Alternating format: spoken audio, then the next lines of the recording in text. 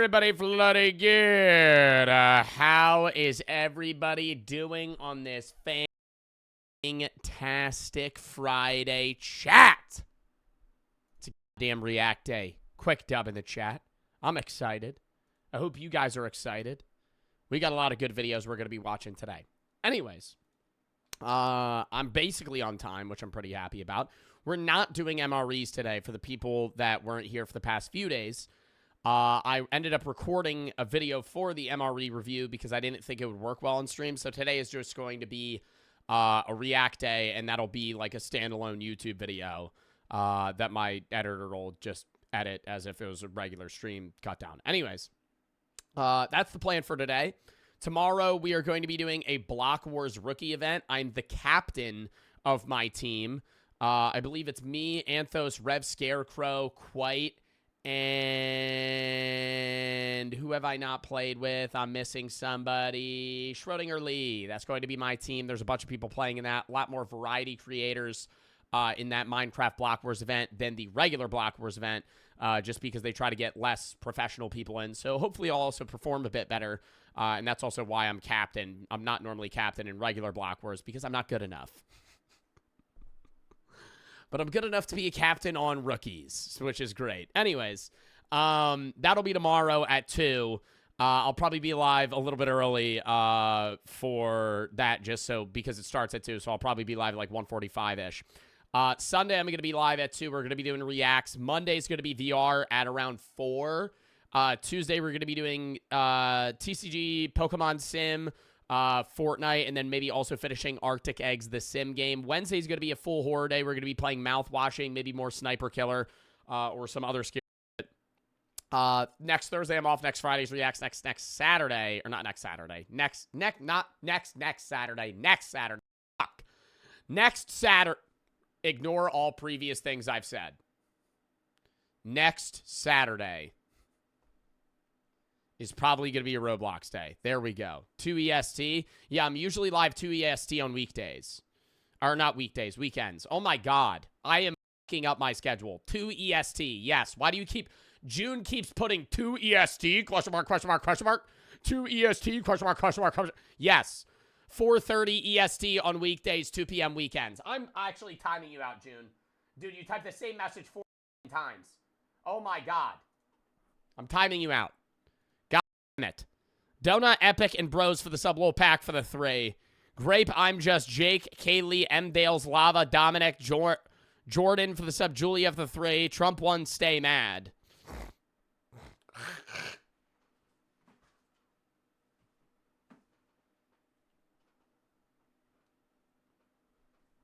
Mr. Safety for the sub, Bokta, Poopy, Pimmy, Pello, Jay Wilson, Jack, That, Rex, and Luke for the sub. Bro said, stay mad. Yo, thanks for the 3, boss. Thanks for the 3, boss. Yo, by all means, yo, send me stupid bit donos like that. I don't give a fuck. Yo, stay mad, Trump won. Thanks for the 3, man. Appreciate it. Red and I'm Joel for the sub. Level, thank you for the 5 gifteds. Thank you if you got a sub. Thank you for the 5 gifteds. I'll make sure to buy marijuana with that 3 that you bought me. I'll make sure to buy weed. I'll go out and I'll buy a fucking pre-roll and 1 drag that. And in the back of my head, I'm going to think, wow, that kid just paid for my joint just to fucking brag about a political opponent like it was a sports game. And then I'll eat a bowl of watermelon and watch anime. And then I'll be happy, you know? Corms for the 3. We'll say, I'm sorry about the election. Thanks for handling extremely maturely, breaking it down for your chat and your followers on TikTok. I want to say I apologize because the way my side treated you and your girlfriend during this. We're entitled to our own opinion. Rubbing it in somebody's face is absolutely ridiculous. Yeah, like that one chatter. Sore winners. Anyways, just wanted to say thank you and sorry at the same time. It's not even a sore winner, bro. You're not a winner, right? Like, there's no winners, right? It's just like, that's how if the person you voted for won, it's not we won, right? They won, right? You're not president. And I guarantee you the motherfucker that said Trump won, stay mad is probably like 15 and can't vote. Like, you don't, even if you could say we won, you didn't win, right? You didn't vote. I'm almost sure of that. We won, boss. He won. He won. Not you. Pasta for the 3. I was supposed to go watch my sister swim at college, and then Whataburger scheduled me to work the days I was going to be gone. I'm very sad. I'm sorry to hear that, bro. Katak for this, birds for the 3. Just bought CRF 250 FW or L. I don't even know what that is. Is that a car? A computer? I don't even know what that is. You just said a bunch of letters and numbers. And then said, is that a dub? Maybe. I don't know what that is. A dirt bike? Well, how the fuck was I supposed to know that? You think I know anything about dirt bikes? No. Last time I rode a dirt bike was like 5 years ago. More than that. And I'm never like, I never get on the dirt bike and go, yeah, what type of shit am I riding today? I just get on, put a helmet on, go, and then just go. Joe for the sub.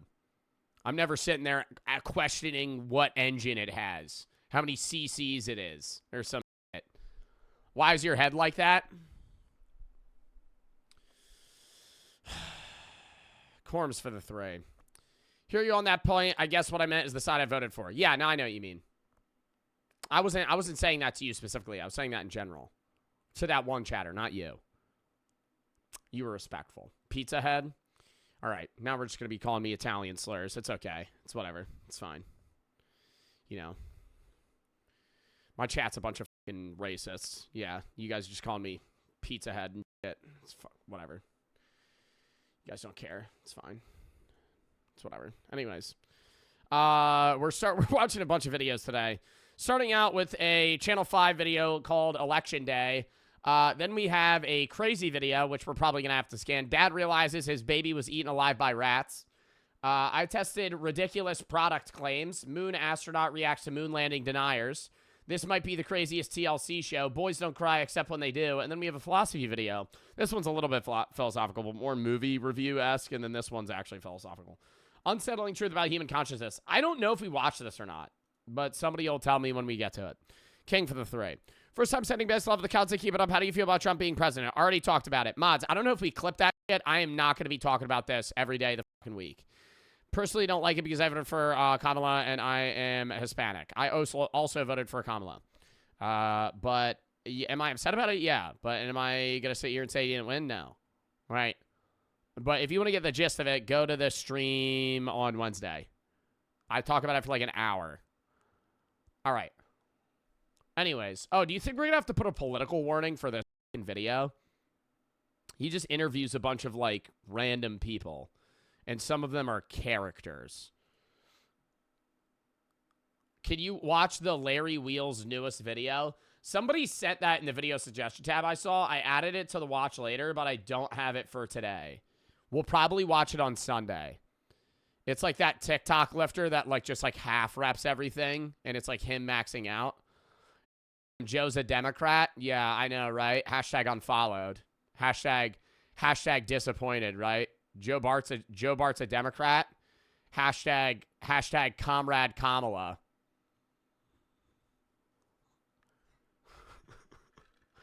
Hashtag, yeah, somebody said hashtag sissy liberal. Hashtag sissy liberal. Joe Bart. King for the 3. Anyways. Do you have any plans for Christmas? Brother. That is a month and a half away. Do I have plans for Christmas? Probably watch a Christmas movie. Eat an entire box of those Pillsbury Doughboy pre-made cookies. Half of them I'm going to eat raw, and the other half I'm probably going to cook. Then chug a bunch of hot chocolate, have a shitty dinner, and then pass out. Maybe get drunk. I don't know. Go live. Something of those sorts. Don't really know. I don't usually go live on Christmas or Christmas Eve. Maybe Christmas Eve. Usually not Christmas. Gingerbread house. Might do ginger. Yeah, I mean, it's a tradition to do the gingerbread house on stream with Brooke. It scales to the 3. Why does Biden speak so fluently now? It's like his battery was charged or some shit. It scales to the 3. Well, old people have peaks and valleys, dude.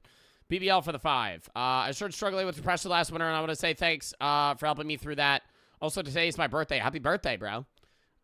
You're really funny. One more thing. It's my 1-year sub anniversary, which is a dub. Well, I'm glad I was able to help you through shit, bro, and I'm sorry that you went, you know, through a bunch of depression and stuff last winter.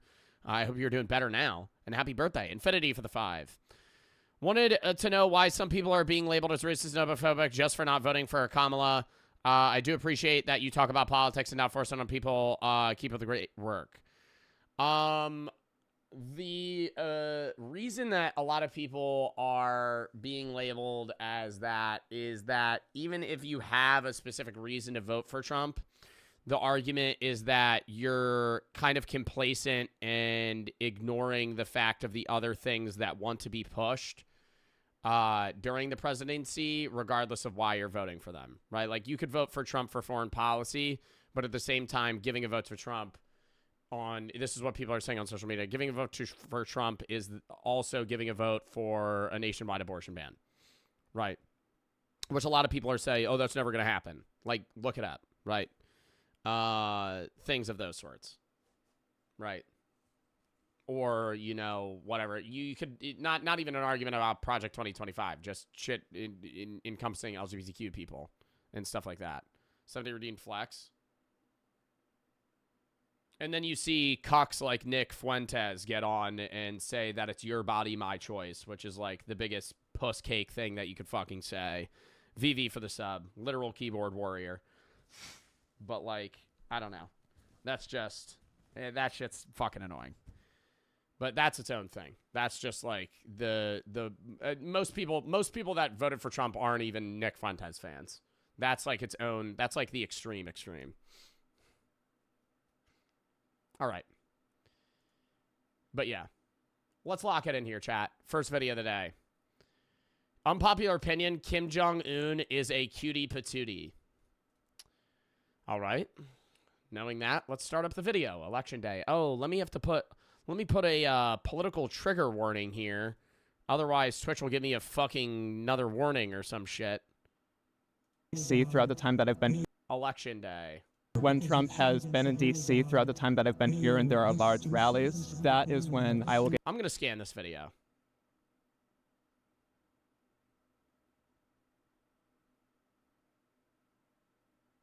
I think we're good. Called a f***it or transphobic. Why do you need a warning for that, new TOS? Because some people get twiggered when you talk about politics, and that upsets them. And so I'm not allowed. They need to be informed before they click on my stream that that's going to be talked about. Otherwise they get upset, and it ruins their day.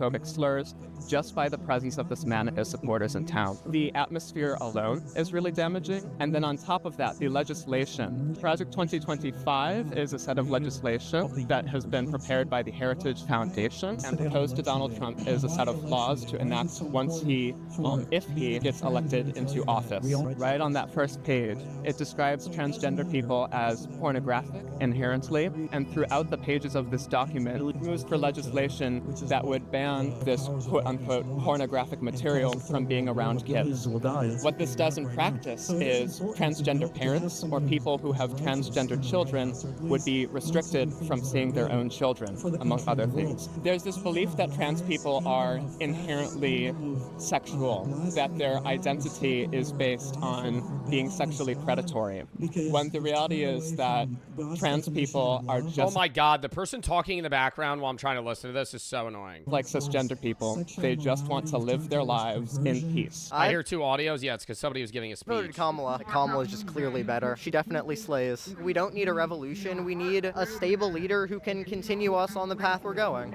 Yo, what's up, guys? Channel. Well, I think part of the problem when people cover media about both sides is that the majority of the time, the people that show up to like these types of, whether they be conventions or anything, is when you're going to find the, not always, right? But like whenever you see those interviews where they're reviewing like hardcore conservatives that are just like if I'm being honest, stupid, right? When you see the videos of them memeing on them, like, that's not the average person that's a Republican.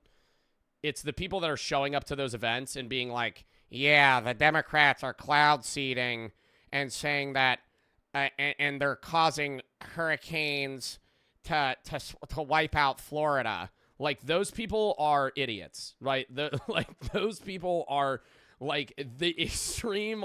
You're always finding the extremes on both sides, right? Not always, but, like, the people, especially that, like, this guy's going to interview are going to be, not always. I mean, those two people seemed like very, you know, kind of middle of the ground. Like, they weren't, like, illogical, right? They were making valid points.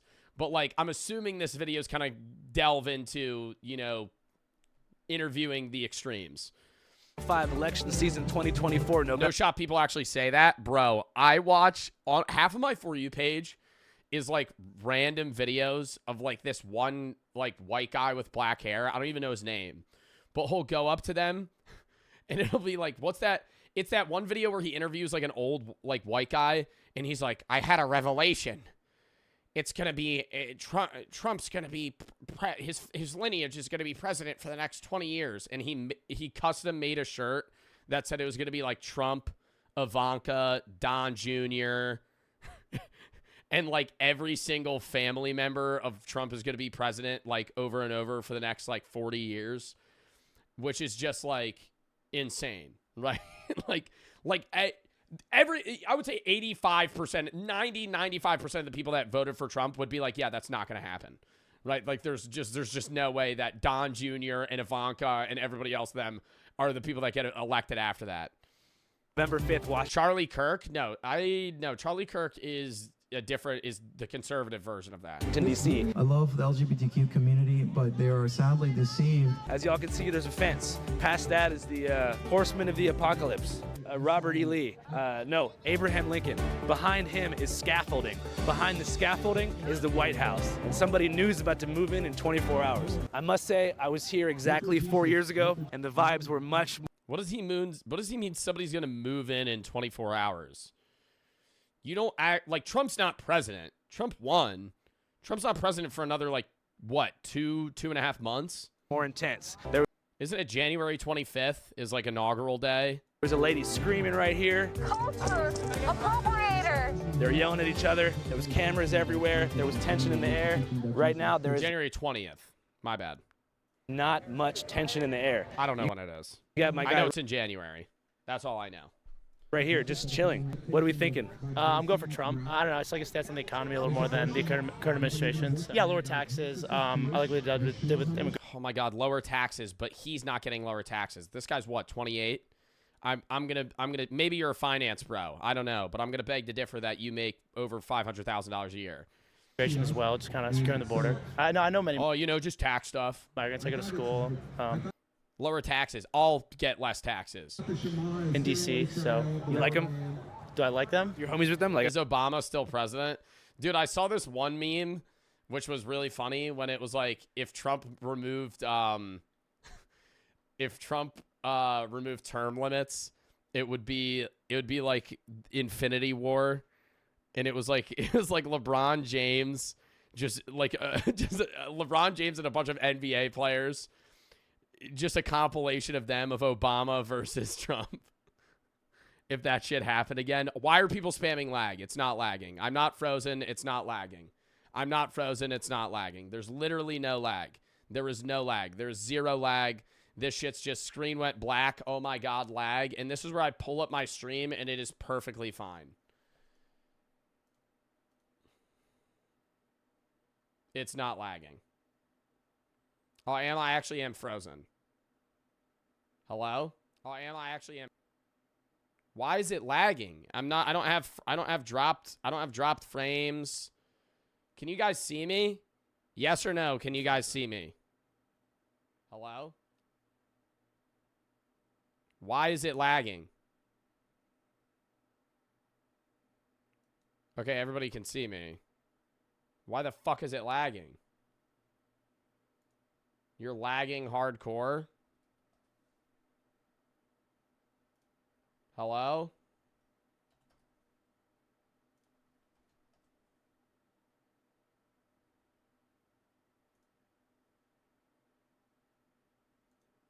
It's good now.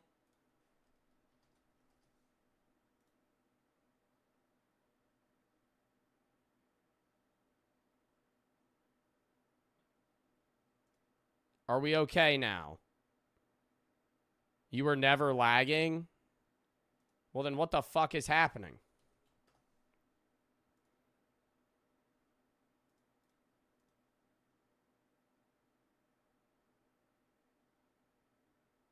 It's still frozen? Am I frozen yet? Bro, mods, do a poll.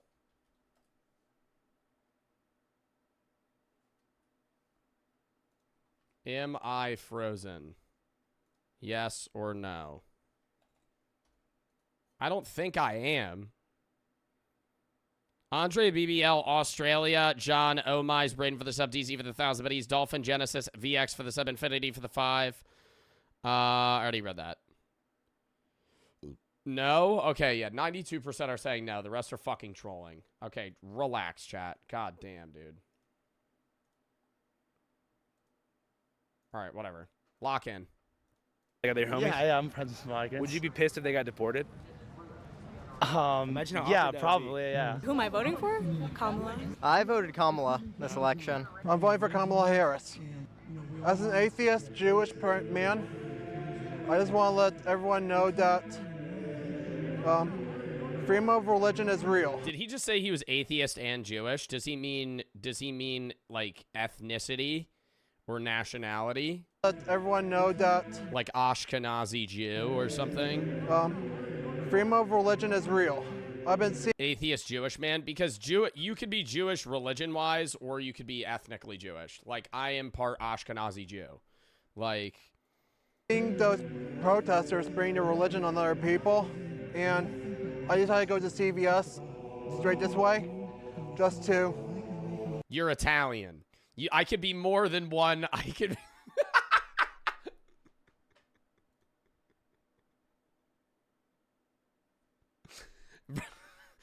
I'm not 100% Italian. I understand you're everything, Joe.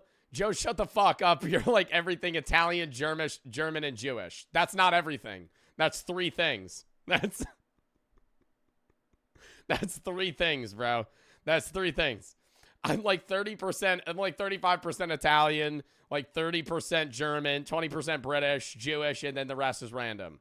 If you do you could do like a 23andMe test, and it tells you what you are. You're from New Jersey. Bro, I'm saying my ancestors, dog. My fucking grandparents are from Germany and Italy. You guys, I swear to God, some of you guys are just pissed. You're just here to piss me off. Make signs. Okay, pierogi head. All right. What does that even say? The First Amendment governmentes. Oh, my God. Counter protesting against their actions. What are we thinking? I'm thinking that no matter what happens, Jesus reigns. We cannot have wholesale abortion being promoted in our nation. We cannot have a furtherance of the transgender confusion that. Why do they say wholesale? Like you walk in and it's like, hey, we got a sale on abortions. It's $1. Yeet that fetus. It's $5 today.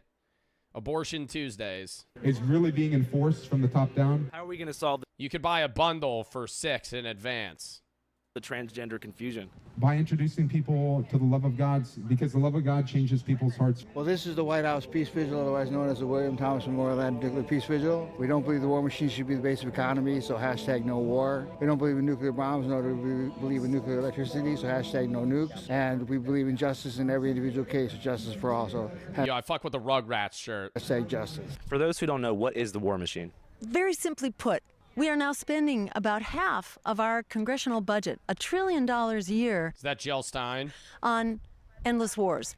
Endless wars and 800 military bases around the world. We are spending more than the next 10 Deadass, though. Is that Jill Stein? nations combined. I very vaguely know what Jill Stein looks like. The next 10 biggest spenders, we're spending more, I don't think that's Jill Stein. mostly on weapons. The war machine is also the biggest polluter in world history.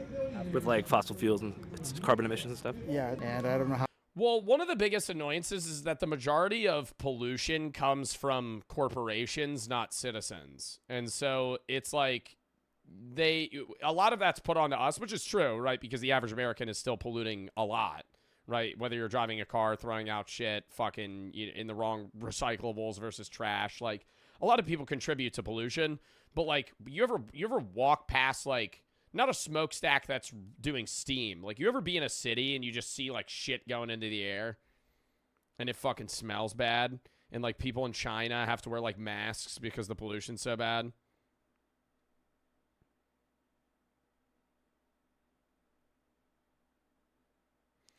Isabella for the sub, San and Shadow for the sub, Screaming for the three. Being forced to move out in all my apartments near me between 1,600 and 2,300. I'm only making $17 an hour. What should I do? Sorry if this is an L chatter message. I mean, I can't give you financial advice, bro. Putty for the three. Not even just on me, also just legally. I can't give you financial advice, right? Anything I say is just my own opinion. If you're getting forced to move out because the apartments near you are too expensive, I would say you're going to have to find somewhere else to live. Tyler and Muffin for the sub. Andrew and BBL for the sub. Australia for the sub.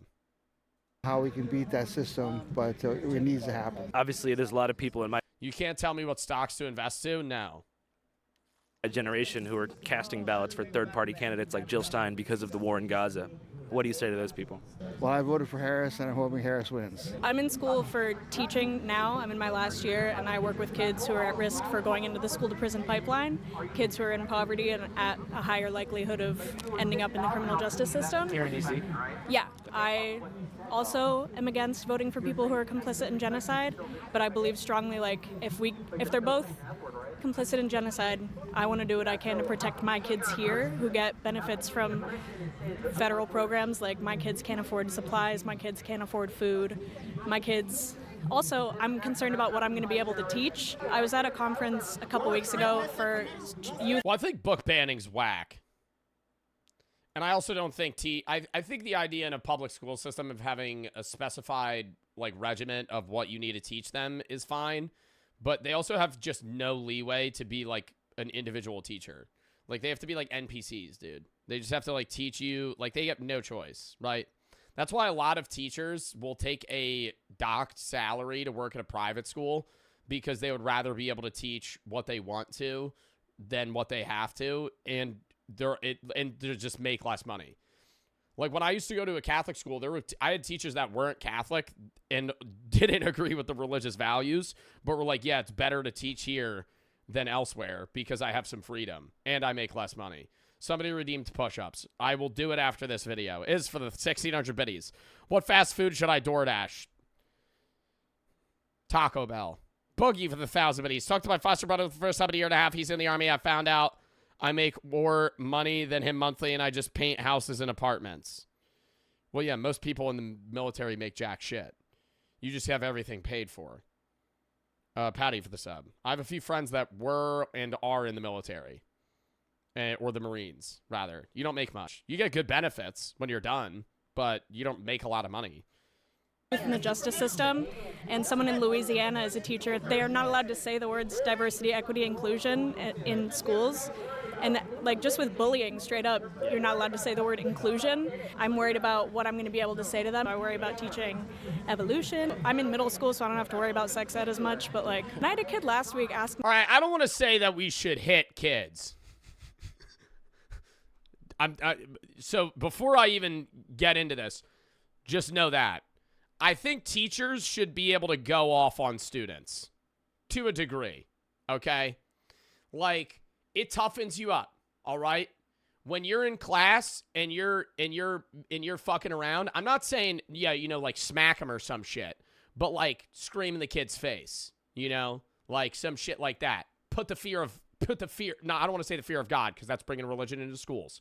And I am, you know, adamantly against I'm adamantly for the separation of church and state. However, you know, when I will say, when I was mischievous in high school, and then the teacher got blood red mad and started screaming at me, and I got a little fucking scared, low-key made me want to cry, right? Then you don't do it again. Somebody said that would turn me on. Okay, see, here we go. Here we go.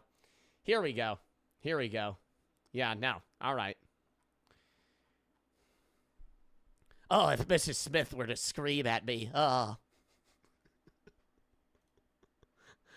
Oh, if Mrs. Smith were to scream at me. Oh, that would make my day. Stop. No. See, now, okay, maybe I'm wrong. Maybe I'm now I'm rethinking everything that I just said. Maybe don't scream at them. But then what do you do, right? Because some kids have that, like, dickhead mentality where it's like, oh, well, we know you can't do anything to me. What's it called when a man dresses up like a woman? I'm like, I don't know. I'm not allowed to tell you. I didn't say that, but I was like, I don't know. Drag? And another kid was like, I think it's called a drag king. And then another kid's like, have you seen DraftKings? They have the best ads. It's not like a... Hey, that's true. Hey, that's true. Hey, that is true. DraftKings does have the best ads. You know why? Joe Bart does DraftKings ads. Isolated incident. That's what the majority... Hashtag not sponsored right now, but have been in the past. ...of American children are going through. Yeah.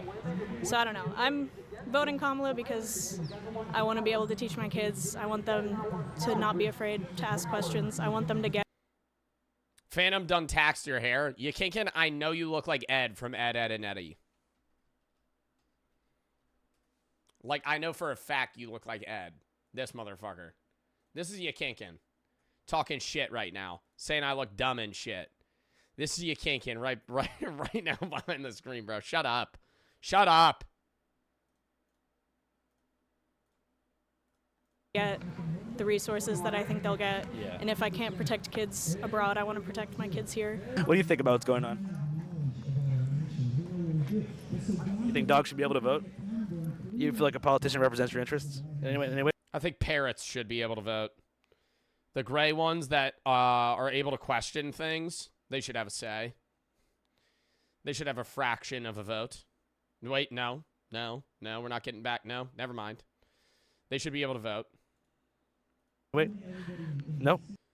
Logan Paul's bird? No, not that one. The gray parrots that are like really smart. Swing voter, undecided, doesn't want to talk to us, doesn't trust the media, doesn't trust the fake news. I wouldn't either. They don't represent pups properly, but we're going to for the first time. Free all the pups. I don't mean free the pup like I don't want the pup to have an owner, but free the pup from the bondage of... He's got a mini tennis ball. He's got a mini tennis ball. Because he's too tiny to eat a regular one. Other dogs. My name is Liam. Liam, who you voting for? I voted Kamala. Kamala is just clearly better. She definitely slays. I really like what her and Biden have done over these past few years with the CHIPS Act and with promoting American semiconductors. My big thing is artificial intelligence and AI policy. I think that America needs to stay ahead on that. And I think that Biden-Harris has done a good job. Bro, I just want the U.S. to start making more nuclear power plants, dude. I want this shit to be like The Simpsons. Job with so AI are you policy. pro-AI or anti-AI?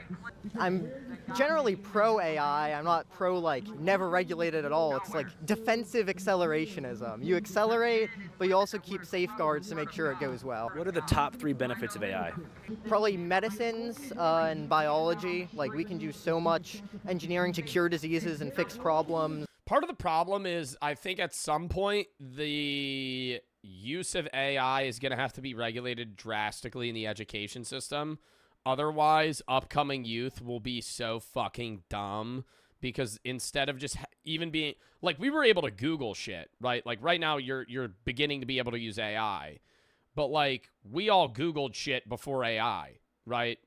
But now...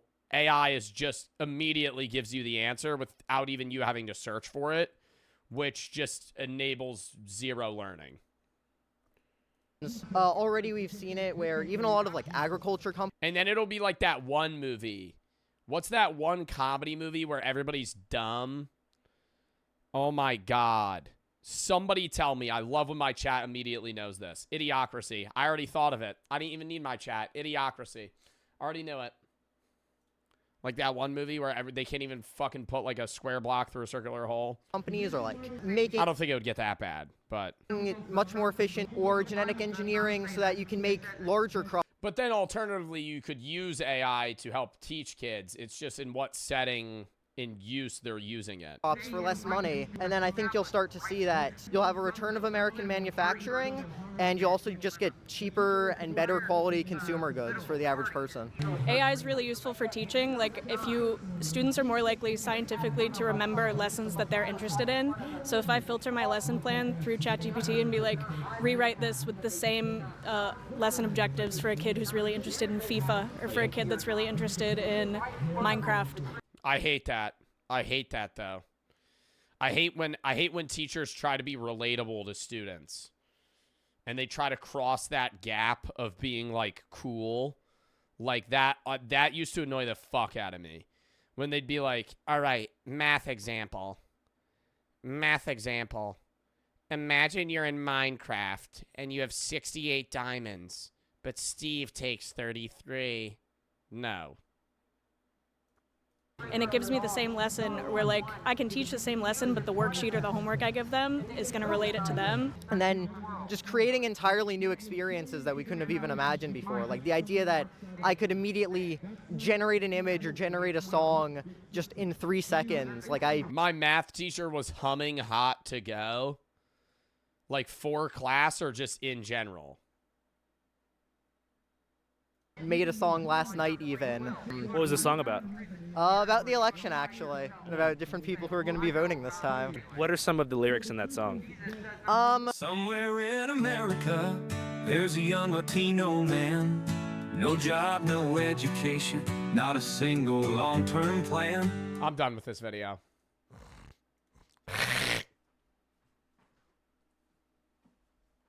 I've given up.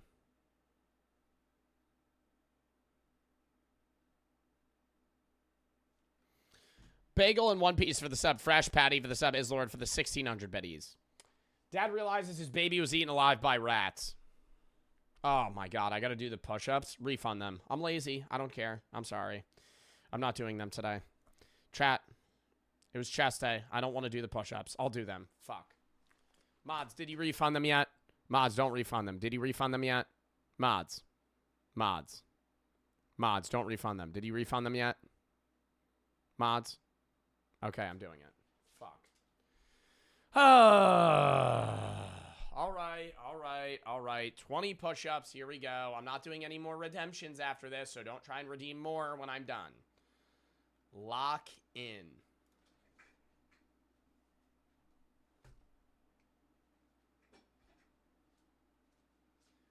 Oh, my God.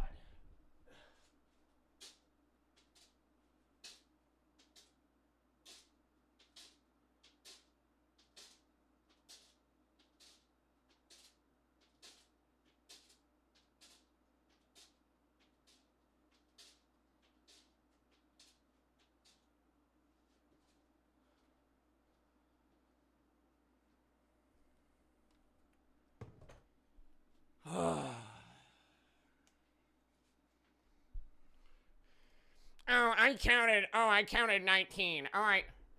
Oh, I didn't count 20. Ow. Shut up. Shut up. Fuck. All right. Fish for the 3. Phil Hillpuss, who's as a 15-year-old girl, is also in the LGBT community. I don't feel like I don't see a future for myself anymore. I don't know. I'm really scared, but thank you for making content. That's a good distraction. Well, I mean, I'm glad I'm able to help, but don't sit there and think there's no future for yourself. There still is. I can understand your, reasoning to be feeling the way that you do, but at the same time, don't let other people tell you what your future will look like. Bagel, One Piece, and Patty for the sub. Lock in. Dad realizes his baby was eaten alive by rats. I know, but Bobby is getting the help that he needs. I see blood everywhere. Even the little kids are talking about seeing mice and stuff running around in there. I'm scared. When he goes, He was like eaten alive. When Evansville police and EMTs receive an urgent 911 call describing a grisly attack by rats on a 6-month-old infant, they immediately race to the scene. How many rats would there be to eat a 6-month-old infant alive? Like, I know that's an infant, but at the same time, dude, eaten alive by rats, even an infant, that has to be like more than 12, more than 15 rats. Because they're just going to be taking small bites out of you. It's your boy not for the stuff. For you to die from it, they'd have to be eating you for a while. As paramedics race. Like, I remember we watched a torture video. That was like one of the most painful ways you could die in medieval times, was getting eaten alive by rats. Because it's not quick. It is a very slow death.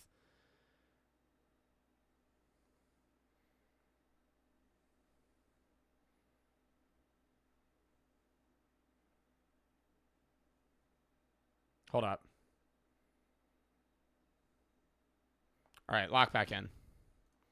Against time to save the child. It is the nature of the attack that leaves investigators sickened beyond their wildest imaginations. And I see his fingers, and I see that his fingers look like they've been chewed. Early in the morning on September 13th, 2023, police officers and EMTs quickly arrived. Did they just leave their kid? Okay, why do they have that many rats in their house? I've had mice problems. I had bat problems. I ain't got enough that would kill me, or an infant even. Dude, you have like 3, maybe 4, and you got to get rid of them. Like, you just have rats running around your fucking house, and then you just left your kid and you got eaten alive. At the Schonnebaum family home, expecting to see an. You had a bat problem? Yeah, I had a bat problem when I was younger.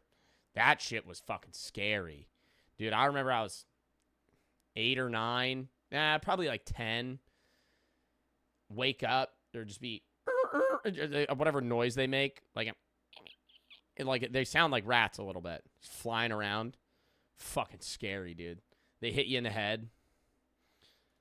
Injured baby off to a local hospital, but what they don't yet realize is the child's injuries and the infuriating reason behind them were something they never could have anticipated. Approaching the house, the officer can't help but notice the front porch is congested with toys, household objects, and heaps of trash. When he enters the house, yeah, dude, whenever I pass a house, you ever pass a house with shit on their porch like this?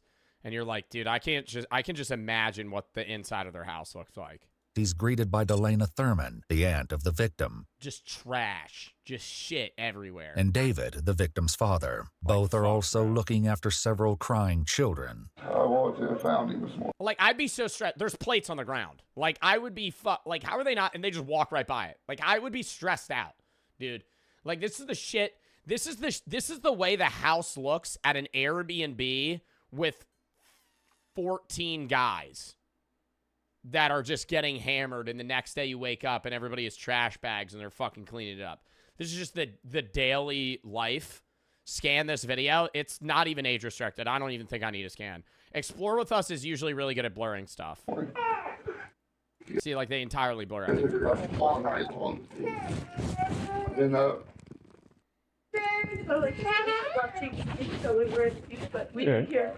That doesn't happen to the baby not making sound. Yeah, maybe if you didn't have fucking shit all over your house, dude, rats wouldn't be able to hide here. Like, they're probably just living in their stuff. Officer Green proceeds to gain further details from Delana, David's sister-in-law. He finds out that all of the other 4 children are under the age of 10, 2 of which are Delana's children. Well, and also, having a rat problem is bad if you don't do anything, because they fuck like crazy, dude. They reproduce fast. Like, that's why they run experiments on rats, because they don't live long, they age quick, and they have a lot of sex. So if you have a rat problem, you don't get rid, like, even if you set out rat traps, yeah, you might kill 1 or 2 of them or fucking 5 of them. They already reproduce fucking 15, right? They're outscaling you army-wise. Like, you need to, like, actually pay an exterminator. Like, that's not a problem you solve yourself. If you have rats, fucking call someone. So you're saying you didn't have a mark on him when you went to bed? No marks on him at all. No mark at all? Yeah. We laid him down. He was happy as could be. He fell asleep. We came in here to watch some TV. What time was that? We put him to bed at what? Like, about 8. About 8? Yeah, there's no way the kid wouldn't cry. Getting eaten alive. Yeah, I mean. And then we just came in here. We haven't heard anything since. Yeah, do you think they get charged with anything?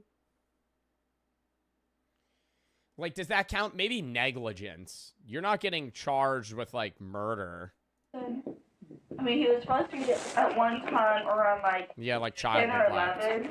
But I went in there and I gave him a spot. Moments after the officer's arrival, EMTs enter the home to tend to the victim. The officer is stunned by the ferocity of the infant's injuries. He's got marks all over him and his fingers are like chewed off. I don't know what happened. They said it wasn't like that. Didn't hear him make a sound all night. He was like sitting around my finger at 11 when I checked on him and gave him his bottle. I've been having plenty of rat problem here, but I've got traps everywhere, I've got bait balls set everywhere. I've tried it the best I can. If that doesn't happen and him not make a sound all night. Wait. I can't go with my son. No, not right now. You can sit down. Can you talk to him? This is mom and dad, get the rest. I can't talk to those people. I'm gonna lose it. Here you go. Yeah, he's getting fucking mad, dude. Just seen the baby. It's. I mean, you have rat traps set up, but like infants cry at anything, like literally anything, because they don't know how to express emotion. So if they're hungry, they have to shit, they have to eat, they feel sick, they're unhappy. Like they're gonna cry for a variety of things, let alone you getting fucking eaten alive. Like if they feel any pain, you could probably prick a baby with like a thumbtack and they would fucking bawl. Terrible. They said it didn't make a sound all night. Did it die? We don't know yet. More officers approach the scene. They are equally appalled by the disturbing injuries and the terrible conditions of the house the children live in. One of the nastier ones I've ever seen. Yeah, it's like hoarder. It's like hoarder shit, dude. And then why do they have a fucking deer head above their TV? What the fuck is that shit, dude? It's hard to contain the rage. Hard to contain the. I don't understand motherfuckers getting taxidermied shit. Like, I'm not going to fucking sit here and judge in the sense that it's like, hey, you know, if you want a fucking deer head, you want a deer head. If I ever went hunting and I shot a deer, I would never be like, yeah, chop it neck up and then fucking frame it on my wall. I'd be like, dude, you're eating for food. This is like some game, like some sport shit. Like, maybe if I like wrestled an animal to death, okay, then I might frame it. But if I'm sitting in a deer stand with a fucking high-powered rifle and I shoot it and then frame it as a trophy, it's not really that big of an accomplishment to me outside of me just sitting there and then shooting it. Like, if I overpowered another animal and I killed an animal with, like, a Bowie knife and I was getting attacked by a fucking brown bear and I killed it, then I'd be like, yeah, frame that motherfucker, right? Rage. That's not. Oh, that's I had to walk out. Babies died in big like situations, but the fact that he was there and he was alive, if you're telling me he didn't make a sound, yeah. Or they didn't check on him. Like rats are very skittish. It's not like, oh, they lay the baby down, leave, and then 5 minutes later the kid gets eaten alive. They're gonna like scope out the scene. So they would have left their kid for like hours. Maybe if they fell asleep at night, but still. Are you serious? No way. In the house, but don't have diapers laying on the floor. Like, well, I can already tell from the porch how bad. Yeah, I showed him What I said! Yo, if the outside of your house is gross, the inside of your house is 10 times worse. Always. Always. You ever pass somebody, they open their garage, and it's like just shit. And I'm like, dude. So actually, no, there's different types of people. There's people that have trash in their yard and their house is gross. There's people that just have normal house. And then there's people that just shove everything in one room. Not like, whether it be their basement or a garage, they just have stuff. I feel like that's probably most people in this house, or not in this house, in this chat, that have like parents that hoard shit. It's probably like in your garage or in your basement. There's just stuff like trinkets that you don't know what they're for, that were used maybe 15 years ago, and you're never going to use them again, but you don't want to throw it out because it's worth $30, and you're like, well, what if I ever need this? Fuck, toss it in the trash. Toss it in the trash. I always say, if you don't see yourself using that shit for 5 years and it's less than $50, throw it away. Why do you have it? I used to keep shit for a while, and I mean, yeah, I know I'm 22, but I used to just keep random stuff, and I'm like, I might use this. Fucking throw it the fuck out. Throw it the fuck out. Dude, I'd keep screws for, like, parts of my GPU, and I'm like, dude, when the fuck am I ever gonna need, not even my GPU, just extra screws. I'm like, I might need this one day. Throw it the fuck out. The picture's bad. Don't look like the fingers were chewed. Like, yeah, they're like going. Like he was like eating a lot. All of them? He's gonna lose at least a couple, but the whole hand's just chewed up. With the baby finally receiving treatment in the ambulance. I have Christmas tree shit, but we use it every year. That's different. If you just have a bunch of like holiday stuff shoved in your basement or your garage, that's not like hoarding. That's just seasonal shit. And you don't have a storage unit, so it's just you keep it there. I'm not judging that. I'm judging when people have like a rusty top. Have you ever passed somebody and they have a rusty outline of a car? Like the body of a car. There's no wheels, no nothing. It's just a rusty metal car cage just in their front yard. Maybe that's a New Jersey thing. I feel like every 20 houses I pass, there's a rusty car like out front. Like it's like a junkyard. Or there's like a tire or like broken down shit. I'm like, what is this, a fucking scrapper's business? It was time to dig deeper into how such a grotesque attack on the child went. Do you need your gold plaque? No, but it's nice. Bro, are you really trying to make a logical statement that me having my gold plaque is the same thing as somebody having a broken couch that was eaten up by their dog 10 years ago that's now dead, sitting on their fucking front porch like we're at a goddamn Penn State frat house? What the fuck? What the fuck are we doing? Okay? Those are two different examples. They're not the same thing. Throw that bitch on the side of the fucking curb. Somebody will pick it up and burn it or get rid of it. Okay?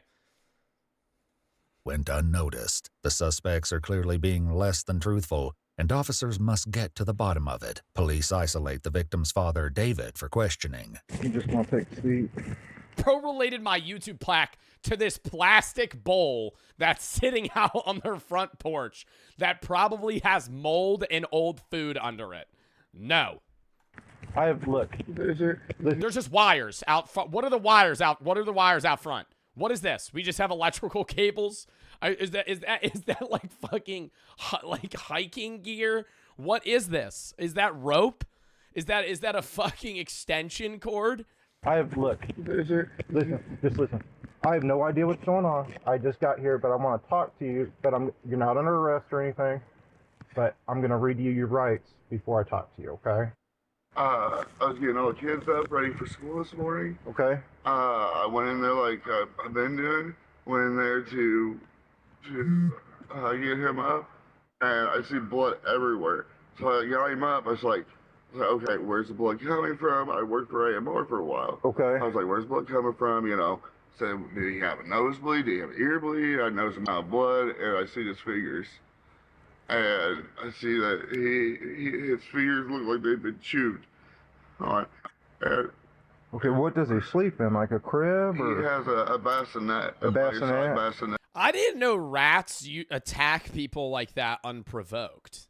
Did y'all know that? Like, I've always heard about, like, torture methods where people, like, starve rats or, like, put them in, like, a bucket and heat it up so they have to kill you. But, like, I didn't know that just, like, house rats would, like, eat you alive. That's on the, like, stands up. If they're hungry, they eat anything? What is, like, a regular rat's diet? What do rats eat? Oh, anything. Meat, candy, seeds, nuts, garbage, fruit, grain, vegetables. Yeah, they're just like bottom feeders, dude. They'll just eat literally anything. You know, off the floor. Bro said cheese. What do rats eat? Strictly cheese. Strictly cheese. All right. We're not in Tom and Jerry. Okay. And it's in a corner of the room. Never had any issues. So you think the dog was chewing on his fingers? No. We have a rat problem here. I've been trying to get rid of them. I've got Terminex here. I've got bait blocks. I've got traps. Okay. All set. And it's like... Okay. The baby's mother, Angel Schaunebaum, was reportedly staying in a nearby mental health facility and wasn't present during the attack on the infant. David brings the officer to his son's room, where the incident occurred. You need to get out of If you don't want to look in there, it's fine. You just... I mean, if the mom was checked into a mental health facility, you would maybe assume that Child Protective Services might get involved. Please, check up on them and shit. Yeah, the package boy. Okay.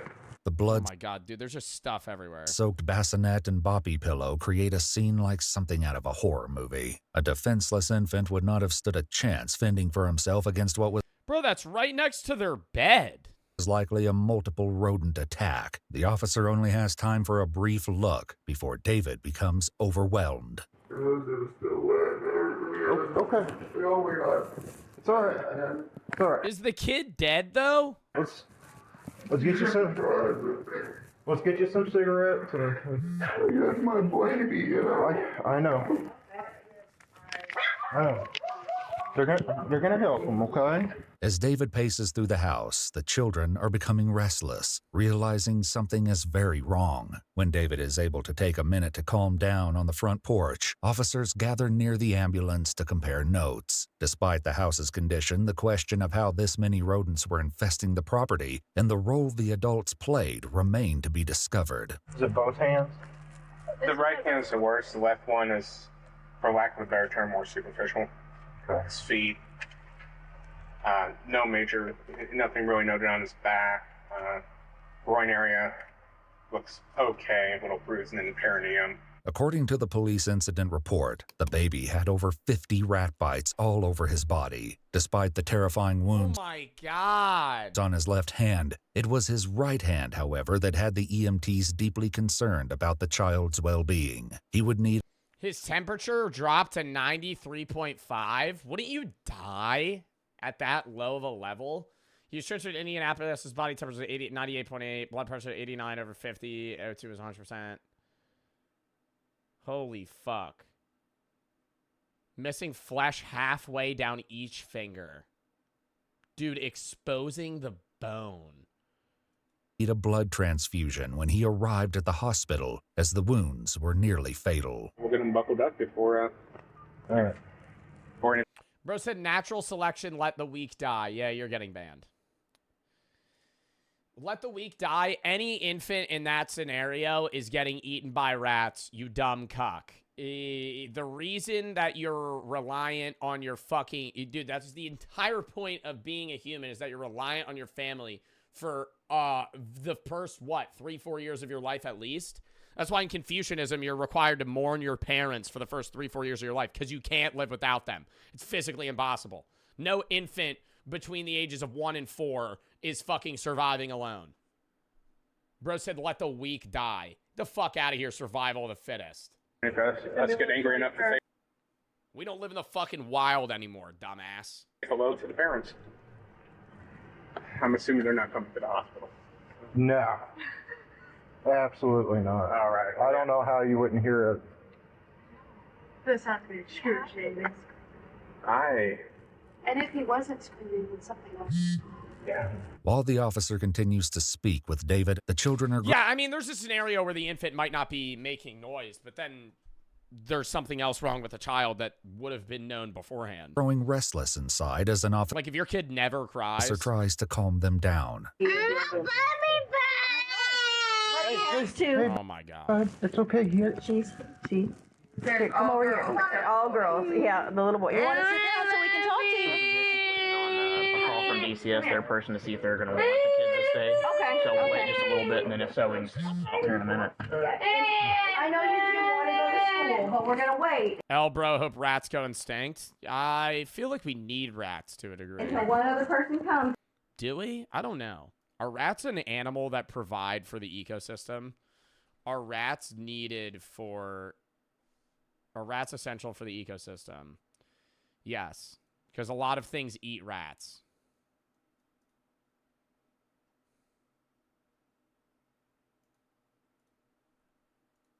And then maybe we'll get to go to school, okay? I'm a puppy. I know, but Bobby is getting the help that he needs.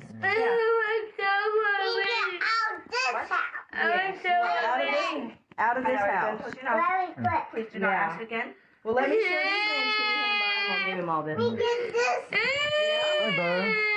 Wow, and the cops just have to deal with it because the mom's not even there. Can I give you a hug? Can I give you a hug? All right, bro. This is sad. I'm scared. Yeah. I'm scared. Oh. Yeah, because they don't understand what's going on. Like, young kids can't like grasp the concept of death. Like, whenever you try to explain like a relative passing or something to like a fucking 5-year-old, you just have to say they're somewhere else because they don't understand like imminent death and the idea of not existing. Like, you just have to say, oh, they're gone, right? They're out. Or like when you explain like even a pet dying to like a fucking 5-year-old, you're just like, oh, they're away. They're somewhere else. Bro said abortion is bad. Yo, dog, before you try to just randomly spark an argument about abortion with me, learn how to spell the word. My God, dude. All right. Tiernan for the 5. Thank you so much for being... it's helping me get through some really hard times. Just know you're a cool dude. Tiernan out. Thank you. I can't read those letters, but it is symbols. Thank you for the sub. A narrator. I'm famous for the sub. Unbreakable for the 450 bits. Thank you for what you do for us. Appreciate what you do. Hope you're doing good mentally. Philosophical question. If you could choose a way to die, what would it be? And what's the next philosophy stream? I hope you have a good November. Is Lord for the 1,000 biddies. Got Taco Bell pick. Beans for the sub. Odin and Megatron for the sub. Sam Goober for the sub. Broccoli for the 3. Did you see the countdown on the Jake Paul versus Mike Tyson? Who do you think's going to win? When is that fight, chat? It's a boy not for the sub. Fish for the 3. I already read that. If I could choose a way to die, I don't fucking know, dude. A lot of people wish they could probably die in their sleep. I would want to know that I wouldn't wake up. But I don't know. Like old age, kind of have some sort of inkling that I'm going to die soon, at least. And then, I don't know, just pass peacefully. I feel like that would be kind of ideal. If I could live to like 80s, that would be nice. Dad realizes his baby was... All right, why am I rereading the title? Yeah. Winning a 10v1 but dying from an injury 10 feet away in the snow. You can't. I don't think you're gonna die in an anime hero-esque way where it goes. What's that one TikTok where it's like you win the fight and then you look down and you're like bleeding profusely from your fucking stomach. Like you're not gonna die that way, bro. Baby gone. It's at the hospital, okay? I think maybe in the history of humans, there has been 10 people that have died that way, where they've won a, like, 3v1 and then fucking looked down and coughed up blood and saw that they had a fucking stab wound. Like, very few people have died that way. Bart for the sub. He comes right back. Yeah, he comes right back. Just that down there. He's brave. Suddenly, without provocation, one of the children says something alarming. I saw the mouse go all day. You did? Yeah. Not me. I just find it in my room wanted. Okay. And bite me. Yeah. And I'm just scared. Yeah. Baby. I would stomp that bitch into the fucking ground. These kids are dealing with rats every day. Bro, if a rat bit me now, oh my God. Yo, big rats are scary? Dude, dead ass. So these kids have been dealing with this for weeks and going to the parents and being like, a rat just bit me. And they're just like, I don't know what to do. You'd stomp the kid? Let's use context clues here, Doe. Do you think that's what I said? No. In his bed. Yeah. And bite. And bite his feet. Very quick. Me out this house. And on his head. When he gets out of this house. Where's CPS in this situation? That's what I'm saying, dude. When he gets out of this house. Hearing the child's haunting plea to leave is heartbreaking. They clearly recognize the danger they're all in. After a few minutes, the officers take them outside to play, hoping some activity would lighten their moods and ease their stress. Want blue? There you go. What's your favorite thing to draw? Ooh, that's a triangle. Yeah, I like it. You like triangle. What color chalk would you like to use? I like Can you draw me a flower? Yeah, In a minute.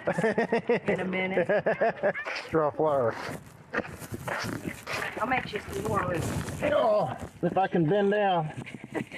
Around this time, officers discussed their horrifying observations, planning a way to rescue the remaining children. I told Dad that we're going to keep all the kids here. Okay. Dude, but the worst thing is, like, yeah, they're in a really shitty situation, but now, like, they're probably just going to get thrown into foster care. Because they need that. Unless they're, like, they have, like, a grandparent or somebody else that's going to be able to take care of them. They all need to be checked out. Somebody doing flex. Bart for the sub. Tierman for the 5. I looked and I asked them if Well, anybody had boo-boos. Nobody had boo-boos. They're all, even the little kids are talking about seeing mice and stuff running around in there. Officers and DCS guide David back inside to gain a better idea of the recent conditions of the house. In stark contrast to the serenity in the yard, the house... You think it's the parents' fault? In part. I mean, not in whole, in the sense that it's like they didn't kill their kid. The rats might have, right? I don't know if he died yet, but in the sense of just not handling the problem after it probably being a reoccurring thing, yeah. House is in a state of chaotic disrepair. Used diapers are littered across the floor, along with... And, like, that's just lazy, dude. Throw it out. Like, that's actually just... I don't know, man. That's a whole different mentality of, like, grime, dude. It's you just throw it out. This isn't the same thing, but it's like, it's the similar shit with, like, testing different people's character on whether or not you put, like, a grocery cart away. Like, I won't always, if there's, like, an area that I could slot it to the side, but I used to be somebody that would argue, oh, I don't need to put my grocery cart away because, like, somebody else will, but now I just fucking put it away. You know, it's just like, I would never, the only time I've never put grocery carts away, I've never put it in, like, the middle of a parking spot, right? I've always put it off to a side somewhere on a curb where you're able to grab it, or just wheel it back to the grocery store instead of the cart area. But yeah, I always put mine away. I always do now, but like a few years back, there was like 1 or 2 times where I've, like, put it on a curb just because the cart thing was 150 yards away. Garbage and clutter. The house was reportedly smelling foul, and there were a number of visible rat traps. Cart narcs, I know. Despite the disturbing state of the living room and the bloody nightmare in the baby's bassinet, officers still don't know that they've only scratched the surface. What else are they going to find? Kitchen is a mess. So I've been remodeling, and I pulled the stove out and nearly slept down trying to get the kitchen worked out. So trying to get the kitchen worked out. Dude, you're remodeling the kitchen, but you change your baby's diaper and then just go. And then walk out the room. Like, that's more effort than just fucking go throw it in the trash, bro. How does that not bother somebody to just have fucking poop? It just on the ground, bro. That's actually fucking... Something's dead? Oh, you think they're gonna find like a different dead kid or some shit? I will let y'all know there's a mess in there. In the bedroom, the team of officers photographed the mess, blood stains, and rat tracks, processing the scene and taking pictures of the area for evidence. With DCS and police investigating the bedroom together, an official from the DCS has a moment to share some interesting information. You guys have pictures? Of the home, like previous pictures, we should, yes. That's right. The DCS is very familiar with the Schonnebaum family. In fact, what's the DCS? There have been 3 ongoing cases and 1 decided case attached to David specifically. Beginning in December of 2022, there was 1 claim of neglect and 1 claim of lack of supervision. Finally, in January of 2018, David was charged with neglect of a dependent with endangerment, a level 6 felony. Something Child Services. But the court withheld Department of Child Services judgment, sentencing him to suspended probation, providing very little recourse for his actions. In February 2021, David was charged with possession of substance, for which he received 1 year meth? Of a suspended probation sentence. While a case manager visited the home once a week, it was clearly not enough to prevent the unspeakable attack on the baby, nor did it prevent the other. My take in that sense is, I've always said that dealers should be tried, not consumers. But if you're somebody that's doing meth and you're alone in an apartment, that's a lot different than if you're in possession of meth and you have 5 kids and you're not taking care of your children, right? Like, both instances you need help, but one of them, your substance abuse is hurting other people, which is neglect, right, in that sense. But if you're just like, you know, a 25-year-old meth addict and you're like alone in an apartment, I don't think you should be just thrown in prison or something like that. Their 4 children from potentially being exposed to serious diseases due to the animal feces and rodents. In the kitchen, the mess goes from bad to nauseating. In the police Bro, there's just stuff. report, David stated he believed there was a dead rat behind the stove and decided to replace the appliance. Delana adds that this renovation caused garbage to pile up in the kitchen, making the trash situation far worse. Rats scampered away when they opened the door to the kitchen, forcing David and Delana to lock the door to prevent the children from going inside. Is this a closet over here? Where? I'm sorry. The door that's next to the back door? Oh, no, that goes to the basement. You want to go down there? Yeah. I feel like I need to. I'm gonna go down there first and we'll see. Are rats gonna fucking fly out of here? Guess I should. Oh, stop. If I can even open it. Stop.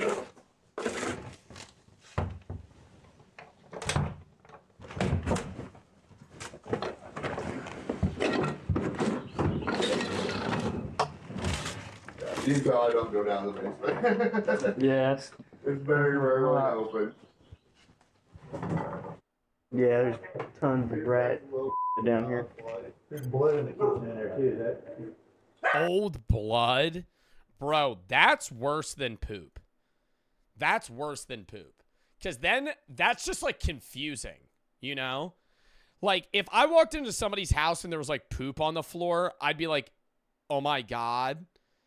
And I would be grossed out. But if there was just like blood stains on your walls and shit, I'd be like, what the fuck happened here? Like, if there's poop on the floor, I'd be like, this is just gross. But like, who's bleeding? Who's just bleeding all over the house? You working in there? Or? No. There's just blood everywhere. What the fuck? Old blood? I don't know. I know Bruno's been in there. And then that means they bled on the floor and just didn't clean it up. Investigators move through the house. They notice one of the family dogs has a scratch on his nose. Oh my God, I thought they were going to say it was dead. Officers photograph the dog and begin confronting David further about his use of rat traps. Dog got a scratch on his nose too. Dog? Yeah, I don't know what from unless it found that rat or something. Would the dog scare the rat away? I don't know. Dogs can be pretty skittish and scared of other animals. I would say cats would probably fucking kill it. But that's a different... It's also how many rats there are, dude. Like, if there's 40 rats in this fucking house, that's different than when it's like 1 or 2. Usually, See that? Oh my God, that noise is so annoying. It's okay. But Is it in a cage? Why is it screaming? Get around. There's one there. There's one behind the couch. I have one in the bathroom. L. Joe, the dog is just scared. Bro, I'm not saying, oh my God, I don't like the dog. I'm saying I just don't like when... I don't like dogs that just bark nonstop. Right? Barking at intruders, different, right? So that might be a different scenario here. But like, you ever go to somebody's house and they have a dog that just yaps? It's always small dogs, dude, if I'm being real. Or just really badly trained big dogs. It's always some fucking Chihuahua or some shit, or a Pomeranian that just barks 4 hours a day straight. They're all gone now. You would hate my dog? Yeah, if your dog just barks and they just look at you and they just go, murph, murph, murph, murph, murph, murph, murph. It's like no thoughts between their eyes either. They're always just, I'm sorry, small dogs are stupid. They are. Like, they're just, I don't know. They're just annoying, right? I don't like small dogs. I don't like small dogs. Border Collies, Goldens, Dobermans, Boxers aren't smart. But big dogs usually a bit smarter. Big dogs usually a bit smarter. Yeah. Not always, but in most scenarios. That's the thing.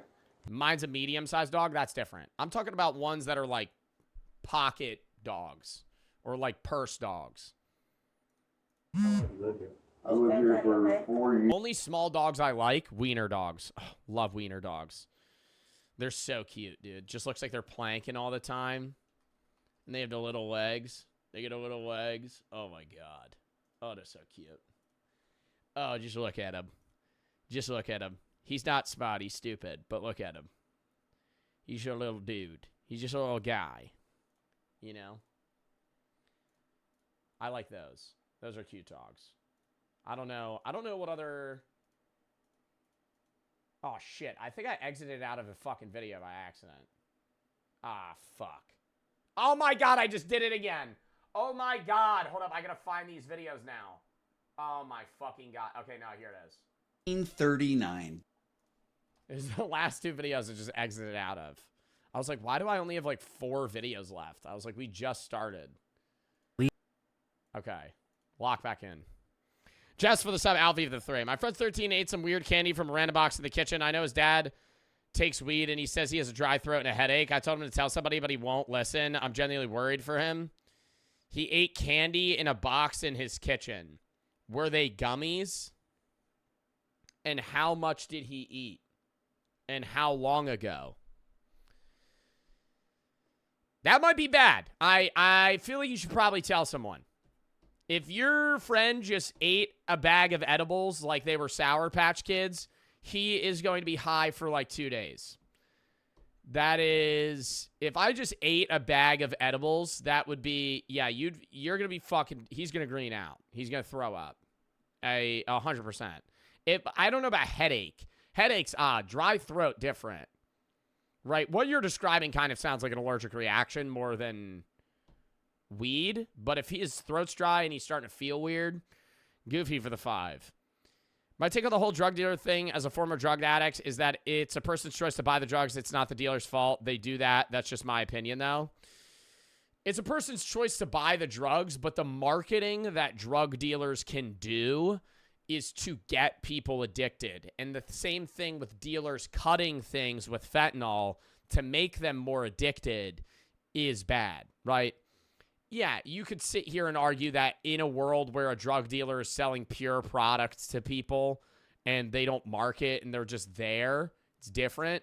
But even so, drug dealers are inhibiting people to get those addictions, right? Comparable to somebody that is addicted and buying them. Michael for the 3. The argument is that the drug consumer can't control themselves, whereas the drug dealer is just selling you shit and trying to make a profit off of your turmoil, right? It's like not debt collectors. It'd be like loan sharks, right? It's the same. Being a drug dealer is the same thing. I'm not even talking about like weed dealers. I'm talking about drug dealers of like crack, right? I'm not talking about like, oh, you sell weed, right? Like how I envision people that sell weed. I know people that sell weed. How people that sell weed, it's different to me than like people that sell heroin. Like, people that sell heroin are the same as, like, loan sharks. Like, you know it's going to be a terrible idea for them, but you're still just going, hey, I'm going to profit off of you. You know? Mega for the sub, Bodhi for the 3. What happened to the Subnautica series? Stopped it. Chat didn't like it that much. Michael for the 3. I think you would make a great officer. No. Spicy for the sub, Brooke for the 3, Bart for the sub. When's the next React? Brother. Today's Reacts, tomorrow's Black Wars, Sunday's Reacts, Monday's VR, Tuesday's OG Fort, Sim, and TCG. Wednesday's Horror, Thursday I'm off, next Friday's Reacts, next Saturday, or next Saturday is going to be Games of Chat's Choice. Years, and I didn't have Aren't you an addict? Yeah, sure. a right issue till last year. Your sister said your dog got one last month? He had one, a rat? And little dog likes to get rats. But that explains scratch. He had one, and it went down big. So just fighting it? Yeah. Little dog hates rats. It's a good thing. According to the police report in a follow-up interview at the station, Delana additionally states that there has never been a rat in the children's room. However, in the weeks prior to the attack on the baby, 2 of the children told a school teacher they'd been bitten by mice on their toes. Delana suggested these marks were made by the children's bed frames. Unfortunately, the school nurse could not conclusively confirm the source of the marks. As the inspection comes to a close, David tries to justify his actions once again, but the officers aren't willing to allow him any more chances. I would never guess it. I just don't understand with all the steps he's saying he's taking to get rid of the rats, how they still have this big of a rat problem. Like, I'm just assuming there's, like, genuinely 60 rats in their house. I mean, mice eat cheese and... Yeah. That's my side. No. I don't know anything about them. No, I don't either. I'm not saying I wouldn't have guessed. Like I said, I've never... I mean, if I've seen one, if I saw one, I'm just saying, everyone's got their own. Obviously, you can't just up and move or whatever. So, I mean, you see a rat, you might not think it might happen, but I'm just saying, I mean, rats are rats, so... David was in fact able to secure housing that same day for his family, but it was too late. DCS removed all 5 children from their parents' care soon after. Oh, wait. Okay, now, I don't know how to feel about that. So he already planned on moving them out? Delana Thurman was charged with 2 counts of neglect on a dependent, which places the dependent in a situation that endangers them. On January 17th, 2024, Oh, she's getting charged. The dad isn't. Delana accepted a plea agreement for both counts of her indictment and received a 2-year suspended sentence on probation. David Schonnebaum was charged with 1 count of neglect on a dependent for each of the children who had not been attacked, and 1 count of neglect on a dependent resulting in serious injury, all of which were felonies. He was on probation at the time the crimes were committed. On October 2nd, 2024, David was found guilty on all charges and was sentenced to 16 Wow, he got 16 fucking years, dude. years in Indiana's Department of Corrections. While Angel Schonnebaum, the child's mother, was not present at home at the time, she had been present during previous interventions and visits from the DCS. Having taken no action. Question. I feel like everybody's forgetting this. The DCS. Hold up. Baseball Goodman, thank you for the 10 subs. Thank them if you got a sub. Thank you for the fucking 10 gifteds. If you got a sub for Baseball Goodman, make sure to thank them. Thank you for the fucking 10 gifteds, Baseball Goodman. Alfie for the 3. Also just went to sleep and wouldn't answer anything. Tone for the sub. They were gummies. He ate like 5, and it was like half an hour. He wouldn't listen to me even when I asked him to send a picture of the box. Mega for the sub. I don't know. Yeah, he's probably high. All right. Anyways, chat. They're saying the DCS has checked up on this family multiple times. Are we not putting part of the blame on them? Because they clearly just weren't doing their job. If the DCS is checking up on this family a lot and not seeing the state and condition of their home and that these kids are getting bitten by rats on the daily, like, I feel like this was a preventable thing from them, right, as well. Like, obviously, yeah, the family, it's, you know, their fault for the child neglect. But, like, these people were checking in on them and telling them they were fine. Weekly checkups? Yeah, see, that's fucking crazy. Weekly checkups? Action to improve the living conditions at home. Angel was charged with 2 level 6 felony counts of neglect on a dependent for each of the children who had not been attacked, and 1 level 3 felony count of neglect on a dependent resulting in serious injury. However, in September 2024, Angel Schonnebaum took a plea deal and pleaded guilty to a level 5 felony neglect charge, which is lesser than the original level 3 charge. She also pleaded. This guy I went to high school with just got charged for murder. He took a U-Haul truck from Baltimore to New York trying to traffic weed, and a guy got murdered in the process. Knowing him, I don't think he knew anything about the murder, but for years we told him to stop hanging around the wrong crowd. Now he's in Rikers Island. I don't know where Rikers Island is. But, dude, I'm sorry to hear that, man. That fucking sucks. Neglect charge. Oh, it's fucking lagging again? Jenya for the sub. Is it still lagging? Hello? Is it lagging? Is it lagging? Is it lagging? Is it lagging? No? Good. Stop spamming lag. Stop spamming lag. On October 24th, 2024, Angel was sentenced to 9 years in prison for the charges and is currently serving the sentence at the Indiana Department of Corrections. The CPS worker who was meant to be checking each week should catch a charge too? Yeah, dude, I don't know. Mother can be charged while she was locked away at a mental hospital. CPS worker. Yeah, dude, like, who the fuck? They should at least be fired, bro. There was no way a DCS agent was at the house once a week. I got my fingers chewed off by rats when I was a baby because my parents were monsters. It's going to be either a very strong or very broken person. Yeah. I mean, they'll probably heal. But still. No way a baby didn't make a noise. Yeah, and the bed was right next to him, too, which was weird. But they were saying they weren't in bed. Brooke, for the 7. Do you think that AI should be allowed to help in school? Because I use AI on an English essay as a template and got a 0 on all the work surrounding the subject. So what's your thoughts on AI in schools? Well, did you just fucking copy whatever the AI said and just paste it in? Or did you actually use it? Using AI as a support to help you, polish your argument is different in an essay. But using AI to write an essay for you or a template for you is cheating, right? If you write an essay and make ChatGPT check it and tweak things for you, that's different, right? I think AI can be used good in some ways, but in others, no. Thrax for the sub. You don't learn anything when you use AI. It depends if AI is teaching you or if you're using AI to cut the things that you need it for. You know what I mean? Hold up. Let me check my stream real quick. Make sure I'm not lagging. Are we good now? I think we're good now. Yo, I am broke boy. Thank you for the 10 fucking gifted. Thank you if you got a sub. Thank you for the fucking 10 gifted subs. Dub in the fucking chat. Appreciate the subs there, bro. Yeah, I think we're fine now. All right, I gotta piss real quick. Then we're gonna hop into the next fucking video. Count me down 30 seconds.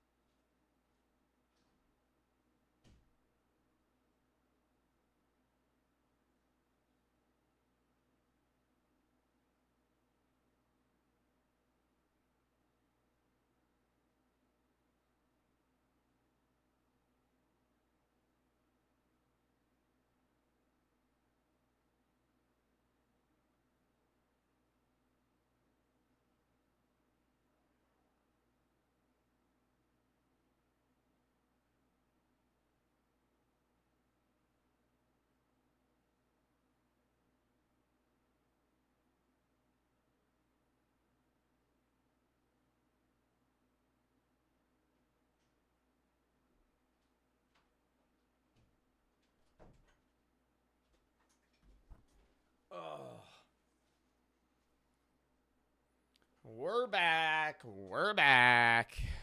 All right. Hold up.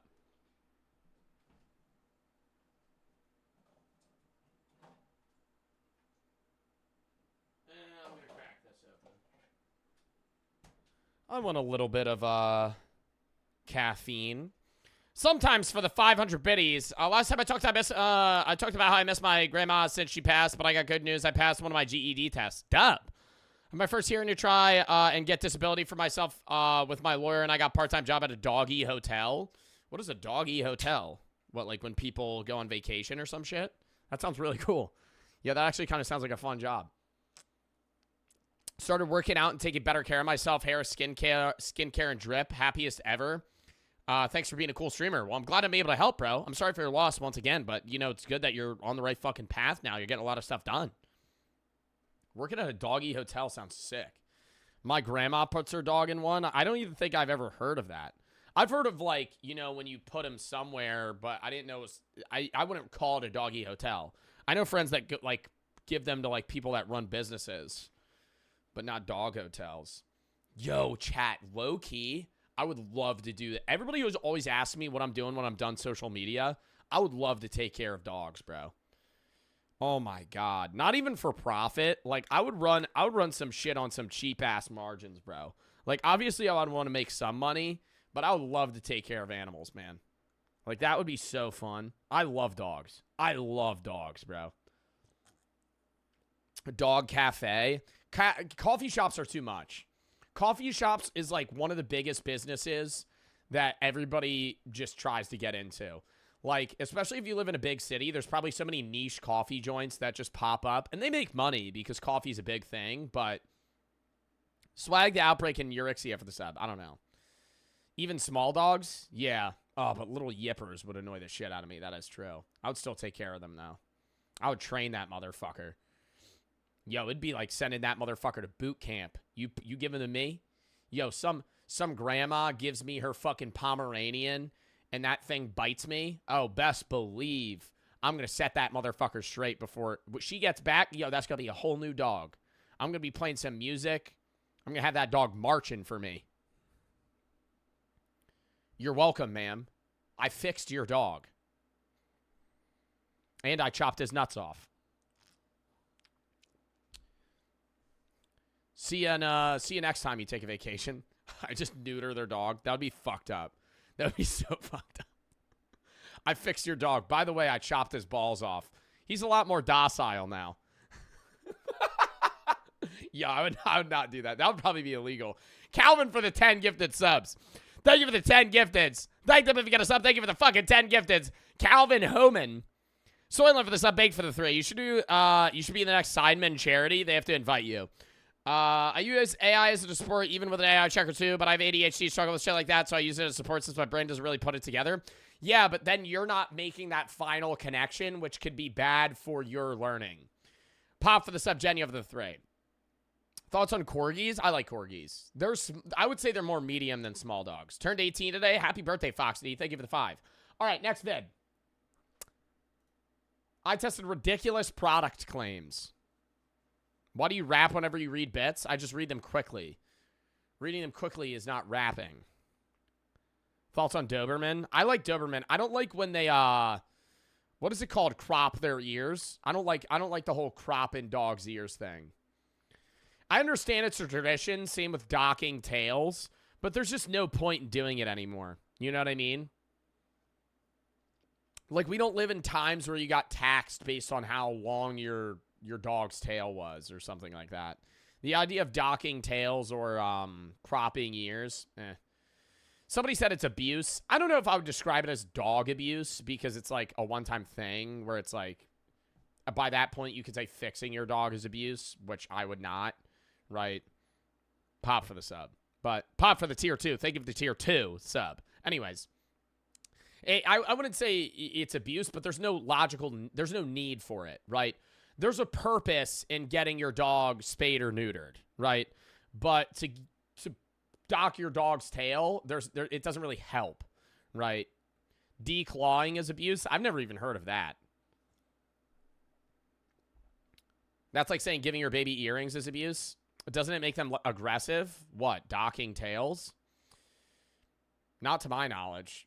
Or are you saying spayed and neutering? Spayed and neutering dogs makes them less aggressive. Have you ever been around a male dog when they're like 1? They want to fuck everything, dude. You ever been around a male dog that's like growing up and they just start humping the shit out of you? Male dogs between the age of like 8 months and like a year and a half are really aggressive. Like, the most aggressive they'll usually be, in my experience, right? Then they get their nuts chopped off and they're chill. Maybe it's just growing up as well. I'm not going to sit here and say, right? That's just my opinion that, like, I don't think getting your dog spayed or neutered after the period where they're able to grow correctly, like, doing it too early is fucked up, but, like, for the scientific help of getting that dog, different scenario, right? No more nuts for them? Yeah, after dog puberty, getting their nuts chopped off, I don't think is bad. Just so they don't go around fucking other dogs, getting them pregnant and shit, you know? Because then you're responsible for the child.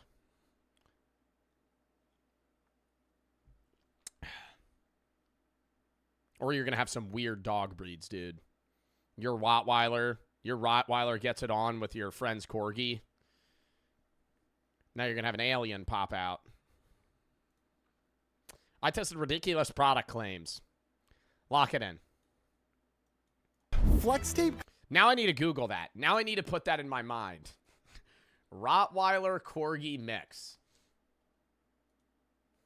That's actually a really cute dog. I take that back.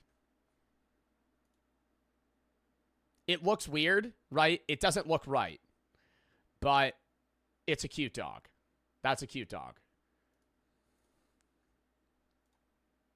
I wasn't expecting that. It really, oh my God, that's like really confusing. They just look like they look like short Rottweilers. Yo, nah, this is fucked. Nah, this is.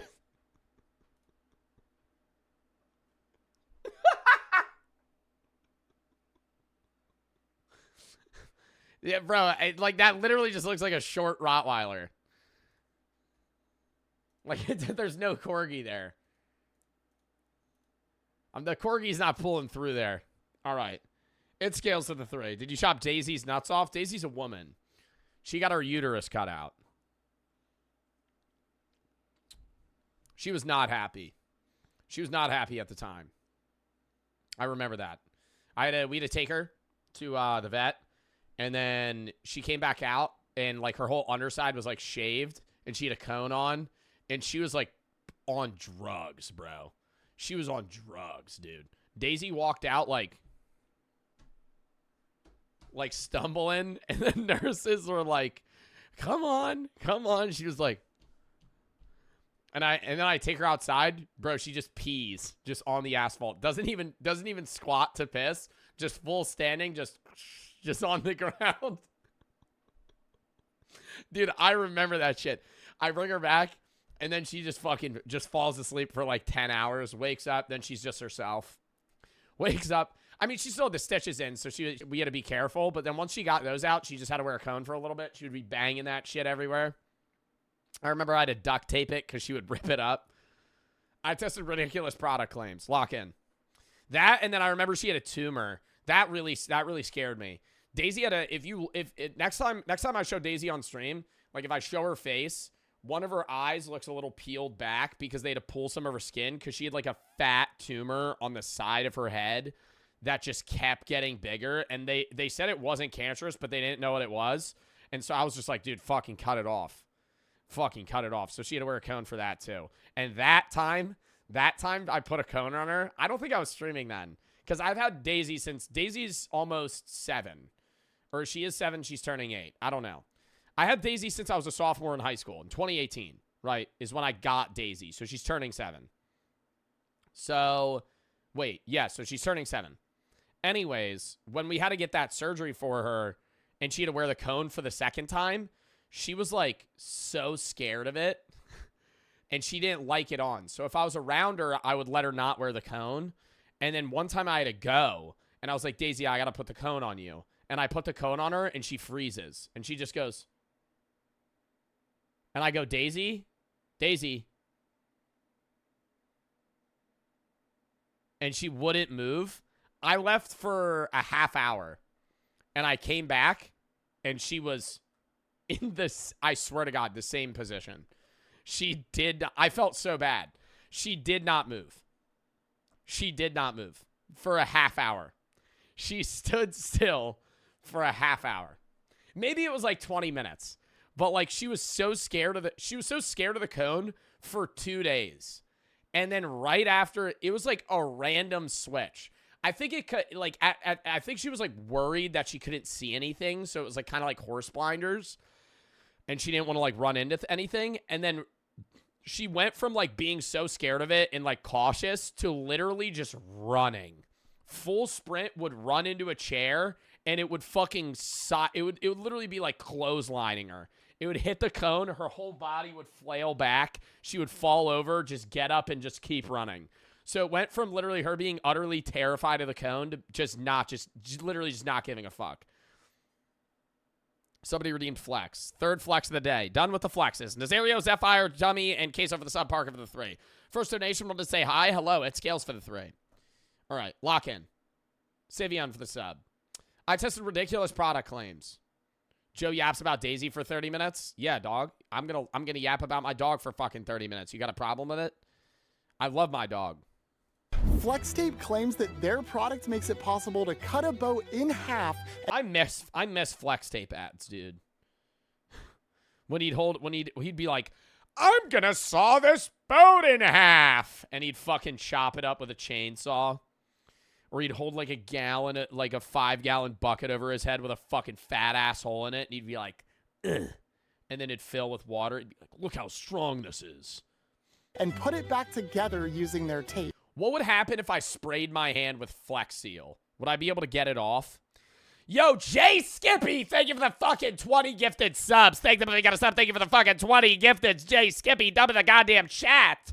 Thank you for the fucking subs there, brother. Appreciate the fucking subs, Jay Skippy. Fuck. Thank you for the subs, man. Damn. Dub in the chat for Jay Skippy. Appreciate the subs. The inside is completely dry. I don't know about you guys, but I think he's capping. So I took matters into my own hands and decided to test the claim for myself. See if this thing floats.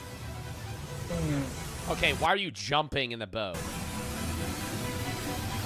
And that's just one of many ridiculous product claims that I'll be testing. Because I want to know, are we being lied to by these companies? Starting with, this company here called Mouse has apparently created the world's strongest phone case. And they're so Yo, that shit is a $3 plastic iPhone case that some random guy would fucking sell you at one of those middle stores at a mall. We already watched this. I have never seen this. I have never seen this. This came out 10 days ago. I have not seen this. You may have seen this. I have not seen this. Anyways, yo, those little kiosks. Yo, I'm telling you right now, those motherfuckers make nothing. Nothing. I don't want to fucking... Whenever I pass one of them and they try to sell me a phone case, I low-key want to fucking stop and be like, you need to get into another business, man. iPhone case kiosk mall. You ever see one of those? They're at every mall in fucking America, dude. And I'm like, this is the dumbest business ever. Like, the entire business is you selling fucking shitty phone cases. And they don't even have, like, OtterBox or LifeProof. They're always, like, Rick and Morty cases that it looks like they fucking made themselves in their garage. And they're, like, $6. Like, what do you get? I had a friend that worked at one of these. I was like, how many sales do you get a day? They were like, I don't know, maybe like 12. I'm like, 8 hours, you sell fucking... And they're paying you minimum wage. They're losing money. They're losing money. If you fucking... New Jersey minimum wage is what, $16 an hour now? If you're fucking... What is New Jersey? New Jersey minimum wage. Okay, maybe they're selling a phone case. New Jersey minimum wage is $15, $13 an hour. If you're fucking in New Jersey working at a mall, at one of these fucking shitty-ass phone kiosks, you have to sell a fucking case an hour to break even. And I know that sounds easy because it's like any other fucking business. Oh, you gotta sell one of these an hour? That's not fucking bad. If it's like, yeah, jeans or a t-shirt or some shit. Who the fuck's like, I need a phone case? Oh, let me hop in my car and drive to the mall. No one. It's money laundering? Oh my God. If you tried to launder money through an iPhone case business, the first day you deposit that check, they're fucking catching your ass. No way the government's gonna fucking look at you. Oh, you made $2,000 yesterday fucking selling iPhone cases? Oh, what did everybody sell out? You sold out your fucking whole store? Like, what the hell is this? They're like mattresses? They're nothing like mattresses. Mattress stores, yeah, you gotta buy one every fucking 10 years. You know how expensive a fucking mattress is? A good mattress at a Raymore and Flanagan, you're spending fucking $2,000, right? That's a money business, right? You're making money. And most of the people that sell that shit make commission. Yeah, you can get a cheap mattress for $200. A fucking iPhone case. A fucking iPhone case. And now Jack's over here saying, this guy's saying that, oh, there's the strongest phone case ever. You know what a fucking strong iPhone case is? And a fucking OtterBox. I have had an OtterBox on every single phone I've ever had. You get that and screen protector. You're good. Sub for the 5. Got a triple snow day because of one of the worst November snowstorms in Colorado. Savvy in for the 3. This is my second time in stream. I watch all your videos on YouTube, and I'd like to thank you for all your hard work. Thank you. Test ridiculous product names. Lock back in. Confident in their product here that they claim that this case will allow phones to survive a 45-foot drop. That's wild. That is wild. I don't even think an OtterBox would do that. OtterBoxes are so ugly though. And when am I ever fucking using my phone as a fashion product? Your phone is a utility. That'd be like being like, oh, my hammer's ugly. Oh, my power drill isn't fucking, my power drill doesn't have bling on it. Who gives a shit? It's your fucking phone. When am I ever going, oh, this has to match my outfit? I don't give a fuck. 45-foot drop, though? I guarantee you if I drop my fucking OtterBox 45 feet in the air, it'd shatter. Maybe not the OtterBox, my phone would, though, from the impact. Now, in their advertisements, this company shows them throwing phones in literally every way possible. Oh, hell no. You're telling me you're going to drop your phone on the corner on that shitty plastic case 45 feet in the air and it's going to stay good? No. You know the only downside of OtterBoxes is it gets really disgusting in this corner bit, like, because, like, residue builds up. Oh, it's gross. And every single time, they somehow end up perfectly fine. If you guys can't tell, we're currently on a parking garage with a 45-foot drop. And we made sure... Bro, I am not putting a new iPhone in that shit, Jack. I'm praying you put, like, your old iPhone 4S. I would never drop a brand new iPhone. I would drop, like, a fucking brick of a phone with no SIM card. That's worth like $5. Sure to measure. So yeah, I would drop like a fucking. What was that one iPhone that like they came and it was around the 5 or something. They were really cheap, but they were like shittily made. Oh my god, it was like around the iPhone 5. What was it called? Not a Nokia. Yeah, iPhone SE. I would drop an iPhone SE. We're going to test their claim here and see if this company's cap it. Because that phone was like $400. And I'll be doing it with my personal iPhone 15 Pro. Bro, Jack, you're going to drop your actual phone. Oh my god. Oh my god. This is just stupid. Now this is just dumb. And an iPhone 15, bro, an iPhone 15 is $1,000. Reluctantly took off my old case and replaced it with the mouse case. I'm not gonna lie, the look of the mouse case is nothing too special, and this little blue stuff on the inside is what they claim to be their revolution. Oh yeah, no, dude, that's revolutionary technology. That might be strong enough to take a bullet, dude. That's like it's like a spring, you know? Just bounces right off. Technology, but I'm not sure I believe that, so we're gonna test it. I can't really waste any more time. As much as I don't want to do this, let's get dropping. All right, guys, here we go. I wish I would pass one of those guys on the street. That like is like, oh, I'll let you, if you could break my phone, I'll give you $5. I would football spike that shit on the ground. I'd be like, I will personally buy 10 of your fucking $20 phone cases if you let me go on a 3-story building and fucking downward spike your phone on the fucking bottom corner. That shit is shattering. Your phone is going to be in pieces. Like when fucking, you ever see that clip when Jason Kelsey fucking football spiked that guy's phone? Editor, throw that clip in. When he called his brother the F slur and then he football spiked his phone and the guy got really mad. That's how I would throw that motherfucker's phone down. Here we go. All right, 5, 4, 3, 2, 1. Ooh. I literally saw that. That is a piece of your phone. That is a piece of your phone. Oh my god, that is part of your screen. 2, 1. It just actually shatters into a million pieces. All right, guys, let's go check what it looks like. Oh my gosh. Ooh. Okay, all right, I'm coming down. Dude, that is... Yo, I am Broke Boy. Thank you for the 10 subs, bro. Take them if you got a sub. Thank you for the 10 gifted. Gioni for the 3. Fat for the sub. Fluffiest for the 3. Mall kiosk rent is so expensive, too. It's like $4K a month. Yeah, how are they making money then? Savion for the 3. I think I already read that. I am Broke Boy. Thank you for the 10 subs, though. Not sound good. Please be okay. Please be okay. Moment of truth. Did it survive? Ooh. No fucking way. What was that piece that chipped off? Oh my god. No. Oh my god. It's perfectly okay. That is actually the best phone There's no way. Like, I actually refuse to believe that. case I've ever seen. Yeah. What? No. There's no way. Like, there's no way. Yo, I don't think it's fake, but like I'm confused. What was that piece that chipped off? That's a fact. Introducing... I need to see the comments. What the fuck? The infamous flight skateboard deck. Apparently this thing is the most indestructible skateboard on the planet. They claim that you can run this thing over with any car and it will not snap.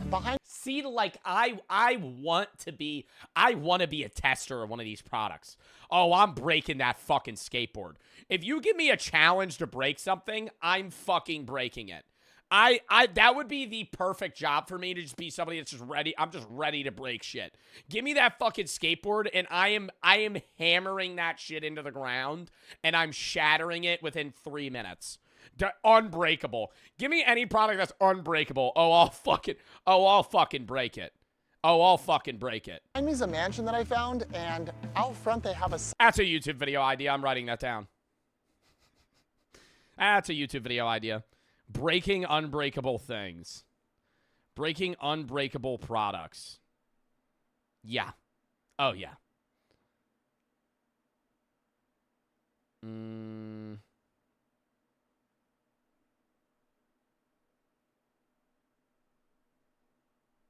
Okay. Gioni for the sub. Cybertruck. I'm thinking there's no better car to run this thing over with than a Cybertruck. So I'm just gonna walk up to the front door and ask them if they'll run this thing over. Okay, hopefully they say yes. All right. They're just going over to a random person's house with a Cybertruck. Hey, will you run over my skateboard?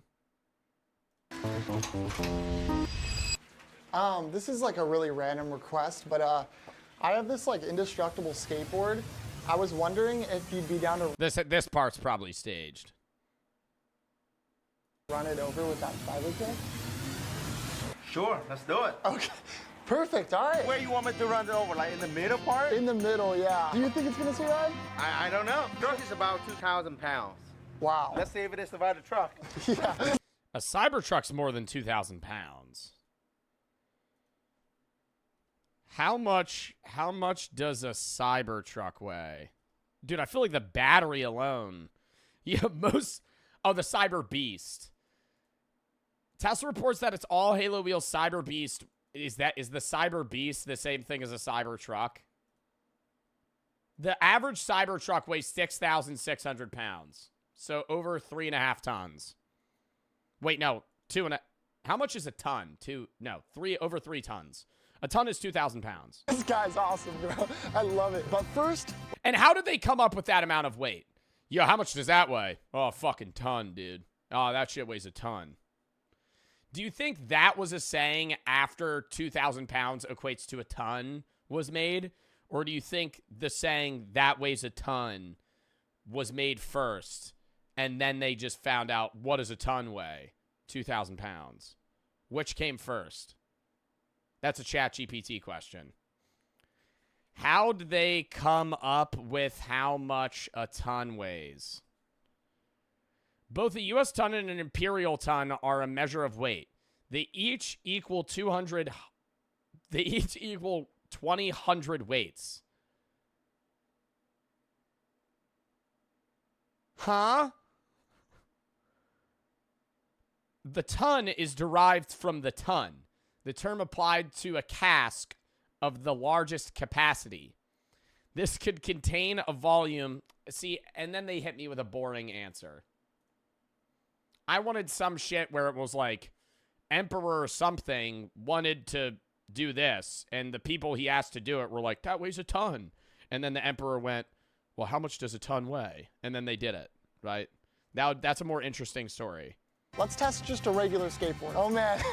All right, 3, 2, 1. Oh! That's not clear enough. Now let's do... I think that's going to be this. I think that's going to be this skateboard. The flight deck. All right, here we go. Will it survive? If it didn't break, I'd run it over with a semi-truck. 3, 2, 1.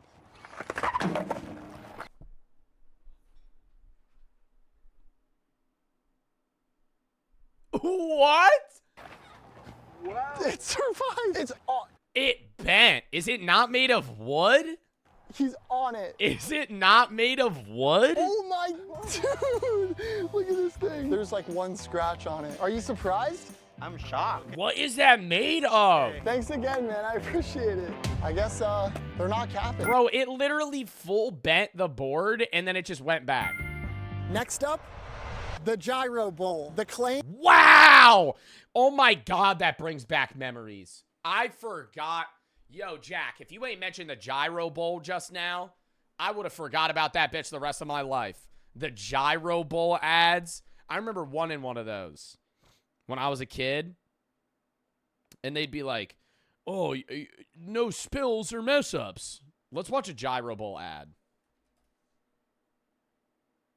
Now I want to watch a gyro bowl ad. Gyro bowl commercial. Introducing the Gyro Bowl, the world's first ever snack bowl that spins and spins and stuff stays in. The Gyro Bowl is absolutely... That's just not... I know that's not true, though.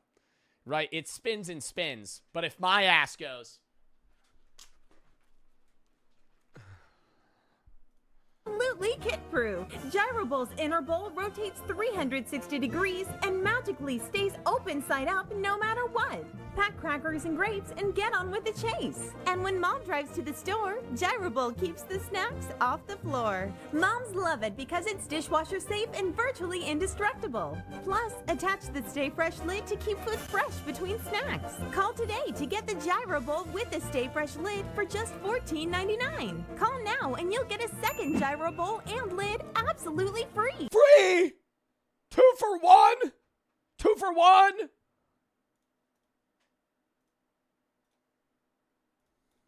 It's unspillable. Now, I've seen these ads all over. I didn't even know they still made these. He saw these on TikTok. People, they still sell the gyro bowl. I would have thought you had to fucking buy this on eBay. Over my TikTok of babies using and abusing this bowl, and not a single drop of liquid can seem to spill out of this thing. I was thinking of ways to potentially test this bowl, and ultimately I landed on one specific way. Oh, is he gonna get his friend to drive around while he has to, like, fucking eat soup or something? What's the point of the lion sound effects? Pouring a good old bowl of cereal. Gotta get the milk. Got the gyro bowl. Let's see if this thing spills. Oh my gosh. All right, I've never done this before. Oh my God.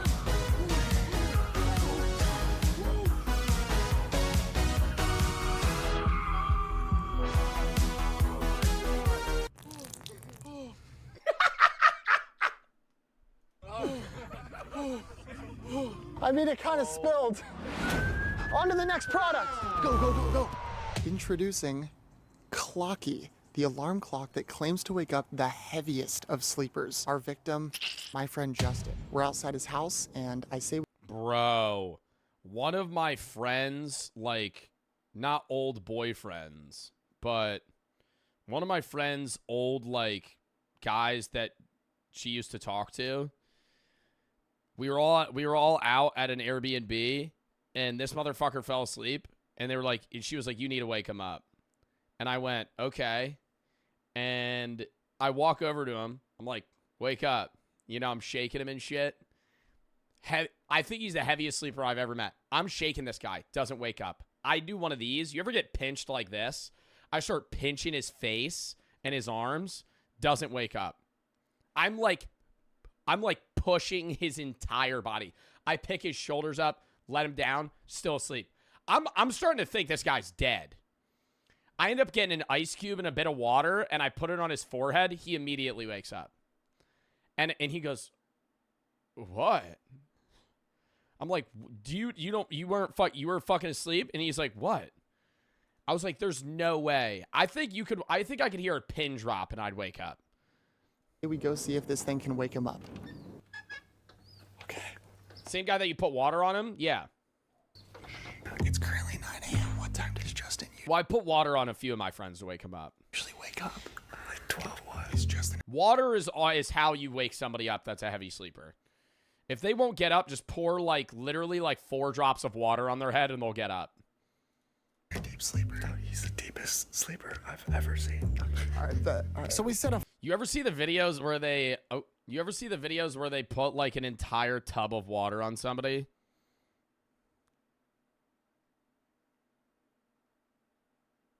Hold up.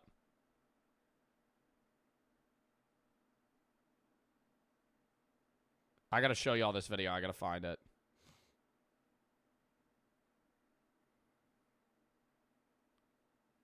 Where is it? Yo, it was so funny. I was watching it the other day. They like hobble over with a tub of water and just dump it on this motherfucker. Oh, fuck. Sorry.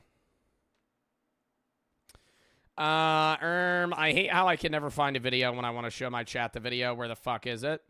What the flip? Did they take it down? I can't find it. And this is where I turbo scroll to find it. Boom, boom, boom, boom, boom, boom, boom, boom, boom, boom. Chat, I need to show you the video. I'm dedicated now. I'm too far in. I'm too far in to not show the video. God damn it, chat. Where is it? Oh my God, you're kidding me. Wait. No. Mods, can you find the video? I can't find it. Oh my God, are you fucking kidding me? I was so excited to show you guys this video. I'm fucking... Oh, here it is. Oh my God, I found it. Oh my God, I found it. Dub. I'm so excited. Hold up. I have to send it to myself. Hold up. Hold up.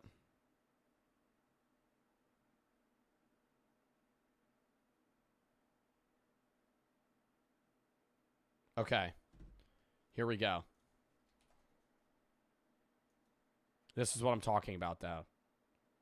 This shit is like borderline fucking waterboarding somebody, though. Log into TikTok to see. This post might not be comfortable for certain audience members. Are you dead ass? Are you dead ass? Are you dead ass? You're dead ass. Are you dead ass? Are you dead ass? You're not dead ass.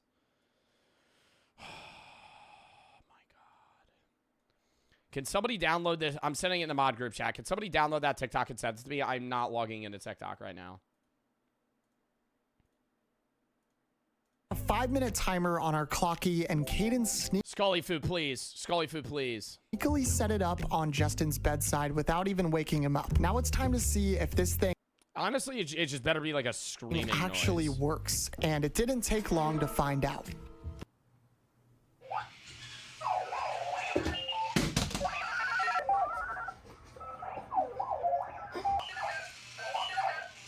This excruciating sound went on for about 10 whole minutes before ultimately he woke up. Good morning, buddy. What is this? I was going to ask what the wheels are for. I think it's so it literally goes away from you, so you have to fucking turn it off. Do it. I'll do it. Mod me. No. It's a clock here. Get up. What up, guys? We're here at the gym. This next product is actually quite concerning. These are the world's strongest. I've smelled those before. Juji Mufu sells those. You ever smell ammonia? That shit makes you want to fucking punch a hole through drywall. That or pass out. There's a fine line of how much you're able to inhale. I love smelling salts. They're fucking scary, dude. It's like your body's auto reaction because ammonia is what's released when you're dying. And so it like fucking just immediately wakes you up because you're like, oh, fuck, something's about to go down. Strongest smelling salts. It smells like pee a little Supposedly, bit. these things give you a crazy adrenaline rush, and they claim to make lifting heavier weights easier. I've seen countless clips of these on the Joe Rogan podcast, and he makes his guests. Dude, I've seen so many videos where they'll be like, yo, I'll give you $10 if you don't make a face with this smelling salt. And they'll go, okay. And then he just shoves it in their nose, and they start crying. Mods, find that video too, or chat. Now I just want to watch TikToks. That, and there's another one where they'll be like, I have this. I love the ones where it's like, hey, man, I'm working on this cologne. Can you smell it? And there's this one, it's like this older guy, and he's like, see, look, the youth are really doing something. and it's fart spray, and he like sprays it on the guy's wrists, and the guy goes like this. And he goes, "Are you fucking kidding me?" and just starts gagging. Try that.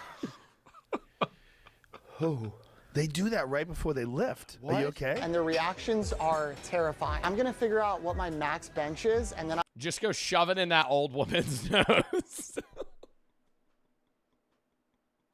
She would probably die. Hey, can you tell me if this smells normal? Oh, sure. She fucking takes a sniff. And she just fucking faints. I'm gonna use these, and they should, in theory, help me lift past my max. Yeah, excuse me? I'm trying to find my max bench. I don't really go to the gym very often. Do you think you could spot me? You ready? Yeah. Ooh, that form is scary. 1, 2, Jack, you're scaring 3. me. Oh, fuck. Oh, fuck. Pick it up! That was 3 reps of 135 pounds. So I'm gonna try the smelling salts.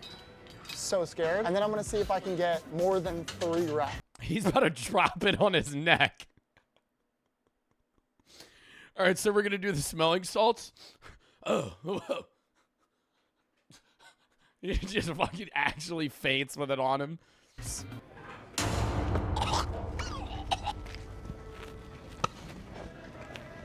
You ready?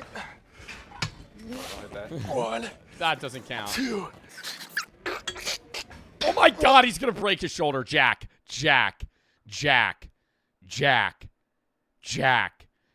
I've never heard that smelling salts make you lift more. I've heard that it gets you hype for 1 heavy lift max. Dog, that is... Yo, I gotta just say this. This is the worst spotter in the world. You asked the worst guy. I would have stopped this lift on rep 2. I'm too cautious of a spotter in that you might hit the max and I'll have my fingers on it. I'd rather have that than you die. This guy is still questioning picking it up right now, and you are in death territory right now. Nope. Okay, thank you. They definitely didn't help me lift, but oh my God, I'm up, dude. Next up is a product that could single-handedly change the way men live forever. Introducing Nexus Pheromones. This cologne claims to help you instantly attract women. Sounds crazy, so we're gonna test it. Here I have 3 of my close... Is cologne even proven to make you more attractive? Like, I would assume it at least helps to a degree. Like, smelling really nice makes you more appealing. His friends lined up. Nathan will be wearing the $10 cologne, Justin will be wearing the $100 designer cologne, and Ben will be wearing the Nexus Pheromones. Now, just outside, I have... She walks up to the first 2. Oh, yeah, you smell nice. Smells the last guy. Have you been pheromone maxing? Have you been stench maxing? When was the last time you showered? 6 girls ready to smell each of these guys. The girls will decide which cologne they like the best, and we'll They're gonna like the $100 cologne. They're gonna like the $100 cologne. Tally up our results and see, will Nexus Pheromones actually end up winning? Let's go get our girls. Okay, I'm gonna grab your hand. Nexus Pheromones is probably just literally a cologne brand. You're coming up on 3 men. Okay. And just lean in and give it a good whiff. You can take your time, by the way. You got it? Okay, all right. Number 2 here. And then, number... Couldn't they just smell a piece of paper with the cologne on it? Technically? Or is it supposed to mix with your fucking stench? Is it just supposed to mix with your, like, body odor naturally? One of them just has chloroform on. One of them's just covered in poop, dude. 3. You can whisper in my ear. Which one's your favorite? Okay. 2. One by one, I had these girls smelling like their lives depended on it, making sure they were getting a really good whiff.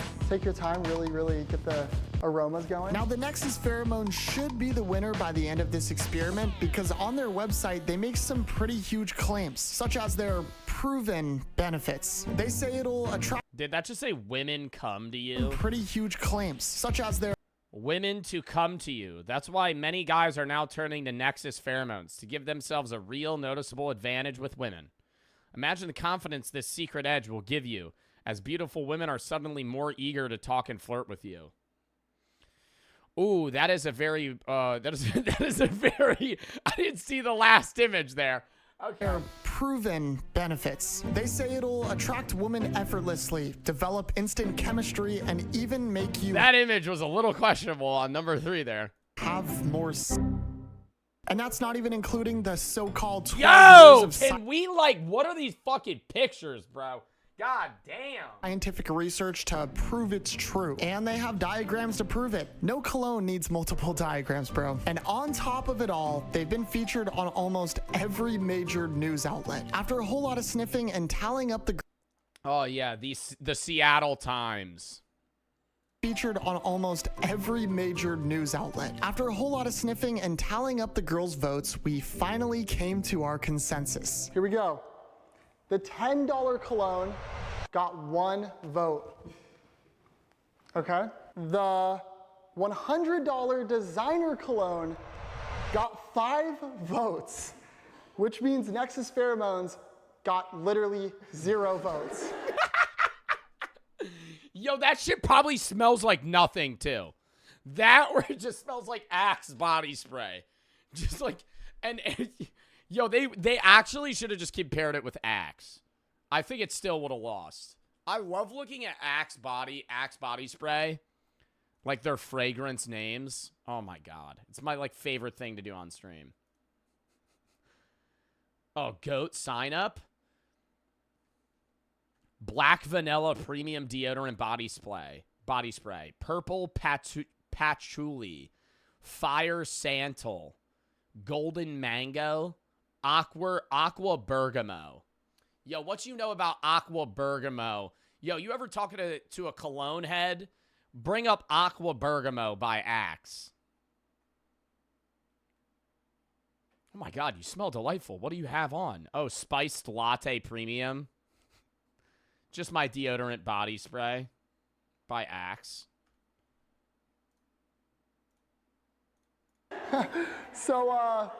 Yeah, next. My favorite thing to do, I've said this before, my favorite thing to do when I was younger is if somebody had an Axe body spray can, I would just tape it open and then just throw it. It'd be like or just put it in somebody's bag, just open. Oh my God. Those were the times, dude.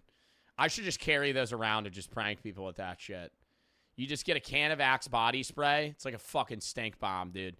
Just fucking open it, duct tape it open, and then just chuck it at something. It's like a fucking gas grenade. Literally a gas grenade. Nexus pheromones, it's a scam. Did any of you guys consider picking number 3 at all? No. Really? Guess we learned something today. Women are expensive. Yeah. Aqua for the 3. Just woke up from a 2-hour nap, overheating and chugging water. Dak and Gioni for the sub. Don't buy Nexus. It sucks. Behind me is the cheapest Airbnb in my area, and we're here to test the next product. A hidden camera detector. The claim, it detects hidden cameras. Well, I mean, if there's no hidden cameras, then you wouldn't know. Be obvious, so I'm gonna if it works or not. Go in there and see if I can detect any hidden cameras the host may be using to peep on victims.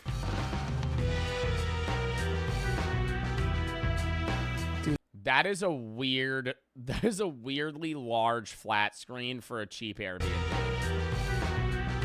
That is covering the entire wall. Dude, this Airbnb is crazy. You basically just have to check every item because honestly, anything could be a hidden camera. So I started checking literally everything. For some reason, finding hidden cameras in Airbnbs is somewhat of a common problem for people. So I made sure to check every inch of this place. Have y'all ever seen an Airbnb you've been with or been at that has a hidden camera? I mean, I've never really like vividly looked. But honestly, we weren't finding anything. There's only one more place to check. The bathroom.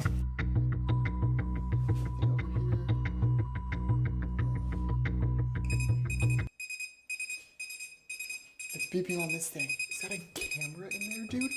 I'm not even kidding, dude. Dude, that looks like a camera. Do you see that? Oh, dude, I think that's actually a camera. Oh my, there's actually no way, bro.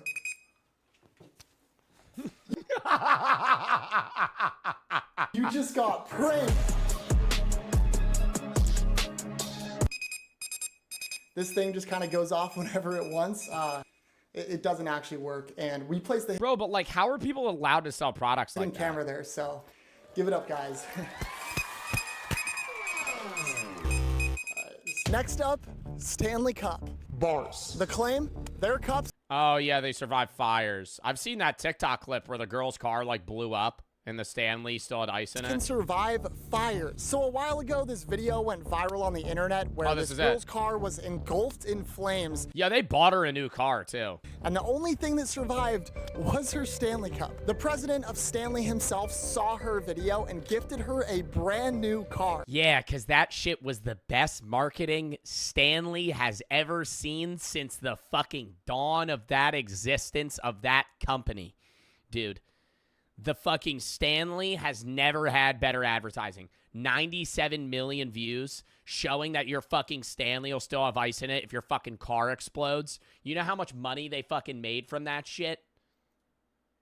More. They could have bought her 10 cars, 40 cars, and still probably overall profited more money. The amount of people that went out and bought one or now have it grained in their mind. Marketing isn't just, hey, I sell this to you and you immediately buy it. Most marketing is something where it's like you see it in your mind, and then after you need something that's similar to that product, you're going to only go to that one. You're not going to go to the competitors. Same thing with like Ford ads. If you see a fucking Ford F-150 ad, nobody's seeing that and then going, you know what? I'm going to go buy a fucking pickup truck because they don't need one. But the next time they do, or they need a cup or a mug, they're going to think of that and then go there. I love how Sess says no shit. Thanks for sharing the video because, wow, it really shows how our Stanleys are built for life. You already spoke about this, bud? Oh, thanks, Killed by Kyle, bruh. Thanks, Killed by Kyle, bruh. I didn't know that I needed to only talk about things that I haven't spoken about before. Killed by Kyle, bruh. No problem, man. You know, I'll just only say things that I haven't said before. Pug for the sub. Because what it went through with Ant for the 300 biddies. I couldn't think of a better example of our product's quality. Now people speculate the entire thing was just a marketing stunt for Stanley Cup. So today, I'm gonna put the rumors to rest. Let's see if this thing can survive a fire. Put it in there. Oh my gosh. So we let the Stanley Cup toast in this fire for about 10 minutes before finally taking it out to see the results. And while we wait for that to cool off, I'm gonna show you guys our next product. The fireproof document bag. The claim, it's 100% fireproof and keeps your documents safe. Now it's made by this company that goes by the name of Never Give Up. And with a name like that, I feel like I have to trust it, which is why I thought to test this, there was no better thing to put inside than my legal birth certificate. What the fuck are you doing, Jack? I don't Jack, I know this is for the entertainment of the video. I knew he was going to say some shit. When he was like, that's why, I thought he was going to be like, oh, my real social security number or some shit. Brother's putting his actual birth certificate. Yeah, I'm hoping this company isn't complete bogus or else I don't know if I legally have a name anymore. Let's test it. Stop. Oh my God, don't tell me Oh, shoot. And while we let that soak in the fire. All right, guys, Stanley Cup reveal. 3, 2, 1. Not bad. Well, the cup's fucked up. The cup's fucked up, but there's still probably ice in it. Handle, the lid, and the straw all melted off. But as far as the actual metal cup part goes, this thing's pretty much completely fine, except for the paint melting off. But in the video, the girl shows hers and nothing melts off of it, which is kind of sus. So no, this cup does Well, I think it's because you had it directly in fire, whereas hers was just surrounded by it. not survive fires, but I don't think you put ice in it. it came pretty close. Let's check the birth certificate. Oh. I can tell you right now. I can tell you right now, Jack, your birth certificate's on fire. Okay, bud? That shit, there is fire in the bag. No. Dude, this thing is black. That's not looking promising, guys. Let's check it. Bro. Oh my God, dude. Bro, like, I really want to be like, there's no way. It survived. Wait, what the heck? Bro, that's not my name, bro.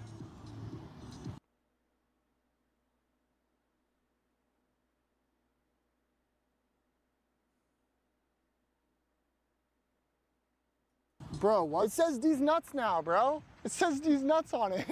All right, guys, yeah. The birth certificate wasn't real to begin with, and it didn't Oh, thank fuck. survive, so yeah, nah, that's a cap. This is the SyncWire underwater phone pouch. This company claims for just $16, you can have your very own underwater phone case. It can be submerged up to 100. That's definitely true, right? Most of these phone cases are basically just higher quality plastic bags. 100 feet underwater. And to test it, my boy Jimmy took us deep out into the ocean where it was 100. Your phone might break from the pressure, but the bag itself would probably be fine. Deep. I got out the phone pouch, placed my phone inside, take out the Chinese instructions right there, and started realizing some really red flags. These latches don't even like click, so that's kind of concerning. Here we have 100 feet of fishing line. I'm gonna throw this thing into the water and we're gonna bring it 100 feet down. If their claim is legit, he's about to catch a fish, dude. A shark's gonna eat that shit. We should be able to pull it back up and this phone will survive. If you guys couldn't tell, this video is very expensive and honestly, we're kind of going broke. So all I'm gonna give a like. ask is that you guys subscribe. We're trying to hit 1 million subscribers by the end of the year. You guys literally make these videos possible. So thank you so much. I love you guys. And yeah, let's throw this phone into the water. Yo. Oh, Pin this. Mods, pin that. Bam. Sub to Jack. My gosh, dude. What did we do? We lowered the phone all the way down to 100 feet, which we made sure to perfectly measure. We put our faith in a $16 Amazon product. And we let the phone sit down there for about 15 minutes. It's time to bring this thing up and see if it survived. Here we go.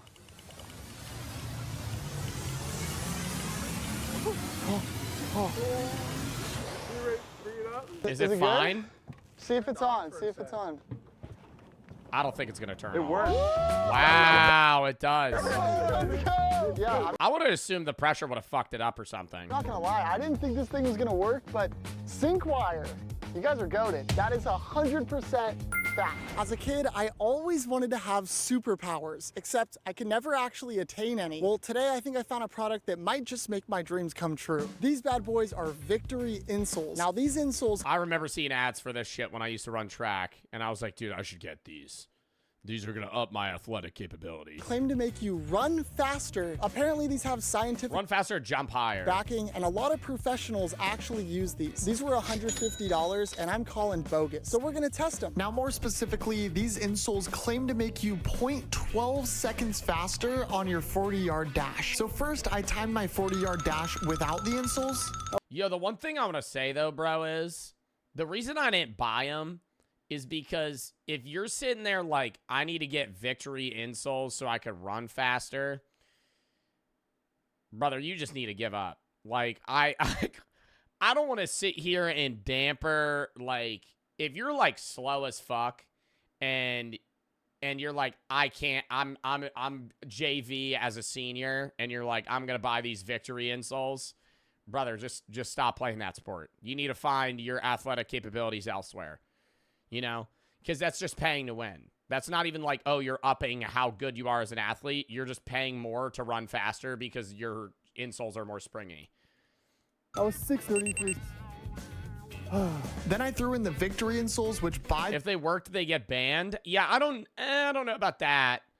It really depends because you're allowed to wear just whatever, like depending on what shoes you. When I used to run track, at least, they never checked my insoles. They would check how big your spikes were.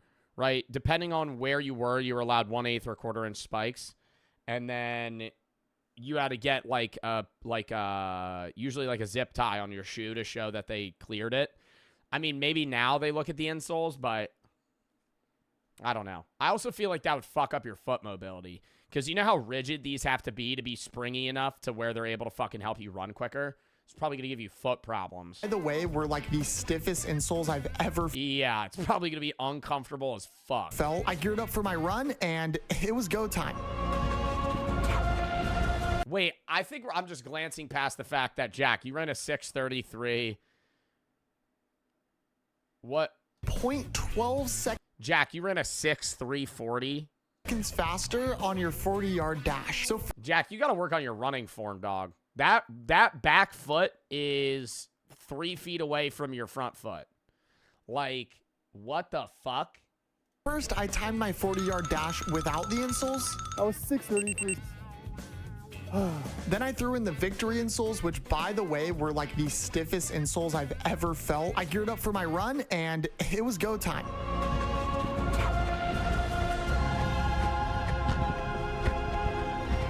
I'm not sure if it was placebo, but I actually... I mean, it also just might be dependent on him warming up the first time, and then this time he might run quicker. You know, like if you run a 40 4 times, your time's going to be different every time. Felt a lot faster. His form looked a little better there, too. Faster. And my final time with the victory insoles was 6:01. It was quicker. Do I doubt that the insoles make you slightly faster? No. But do I think that it's something that's worth buying? Also, no. Young and Brody for the sub, Rafty for the sub, Annie for the 3, Pug for the sub. Are you allowed to use these in different sports, chat? How much can you run in a 40? I did one for a YouTube video. I ran a 4.8. That was also on a track, though. So...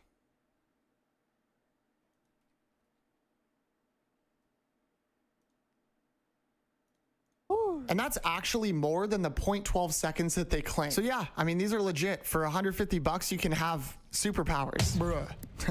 Bruh. I don't know. I'm here with my girlfriend, Erin. Hi. And we're at her house to test this dog toy that claims to be indestructible. Erin's dog is a menace. Yeah, he destroys every single toy, no matter how big or small it is. So we're gonna see if this toy can stand a chance against Rocky. I think most dog toys claim to be indestructible, and then within 10 minutes, your dog will break them. This toy was not indestructible for Rocky. And what's with dogs always wanting to eat the shit inside? Like, my dog just rips that shit up, starts eating the stuffing. Good boy. I used to do this thing when I was younger where I would challenge my friends to see who could hold their breath longer underwater. And I would always lose. But I think I found a product that could help me out just a little bit. This is the Lung Capacity Grower. And this product claims to help you hold your breath longer underwater. I jumped in the pool to first test how long I could hold my breath without the help of the Lung Capacity Grower. I stayed underwater for as long as possible before feeling like I was gonna pass out. And my final time was... Hold up, my manager's texting me.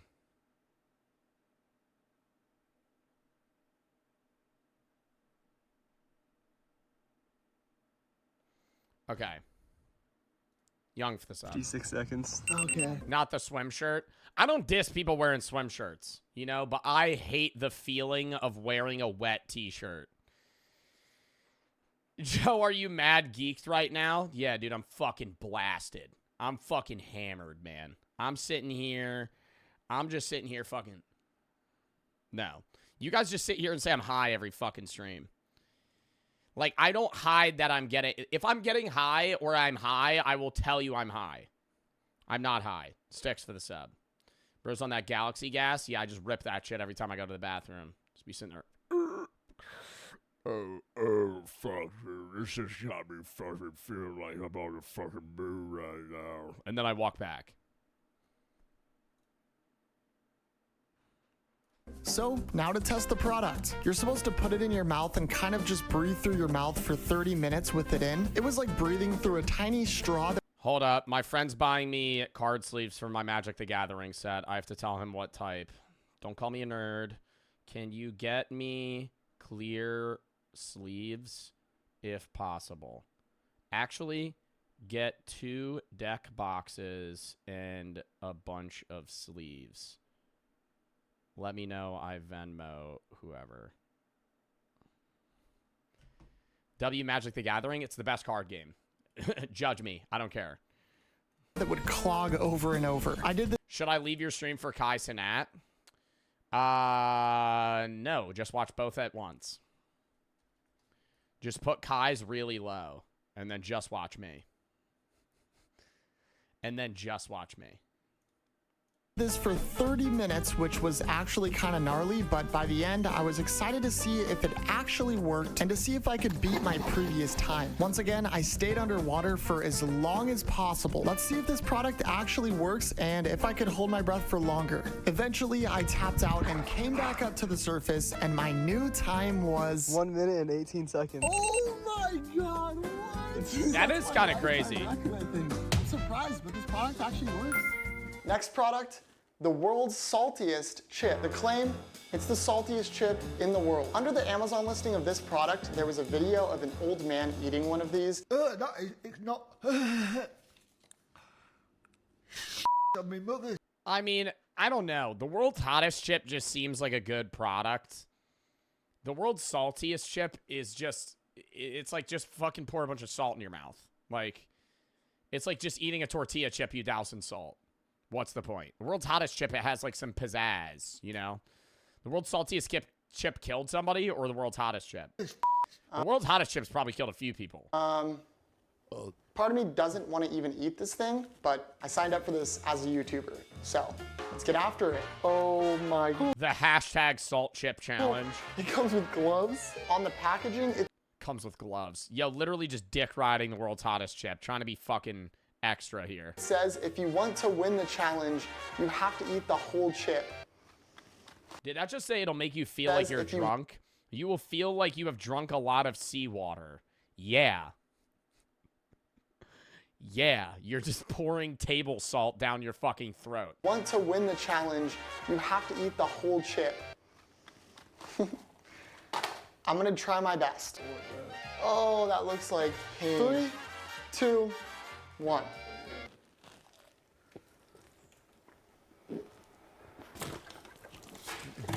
Oh, why is it green?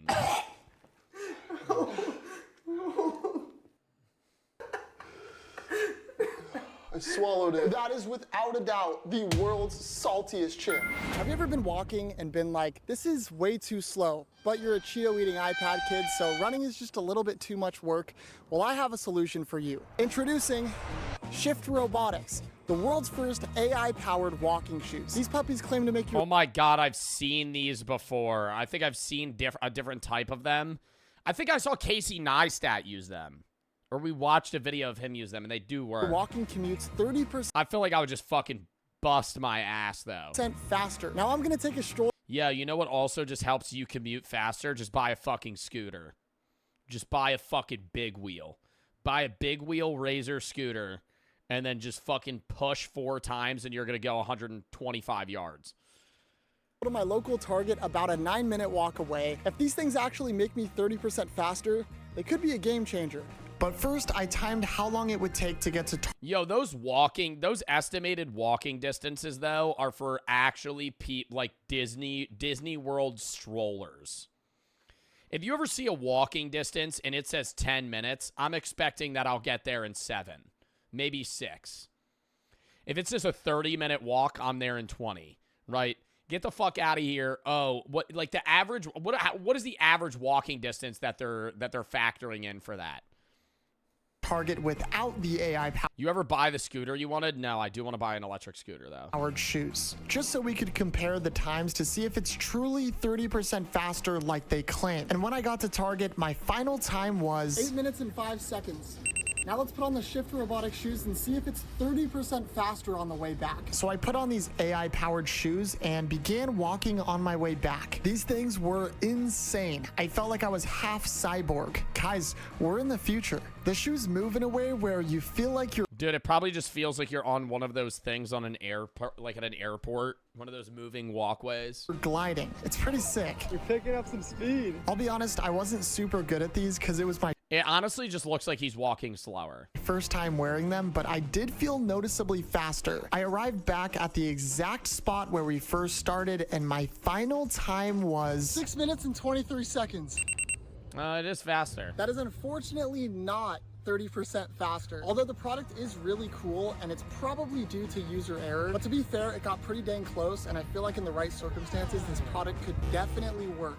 Now this last one is a product I think we're all familiar with, flex tape. The claim, dude, we've been watching this video for so long, I forgot he was doing the flex tape shit. you can saw a boat in half and put it back together. So this dude, Phil Swift, has been repping this company with his life for years now. For some reason, I cannot trust him. That's why I've gathered the materials here today, and I'm gonna see if he's capping or I'm gonna saw this boat in half.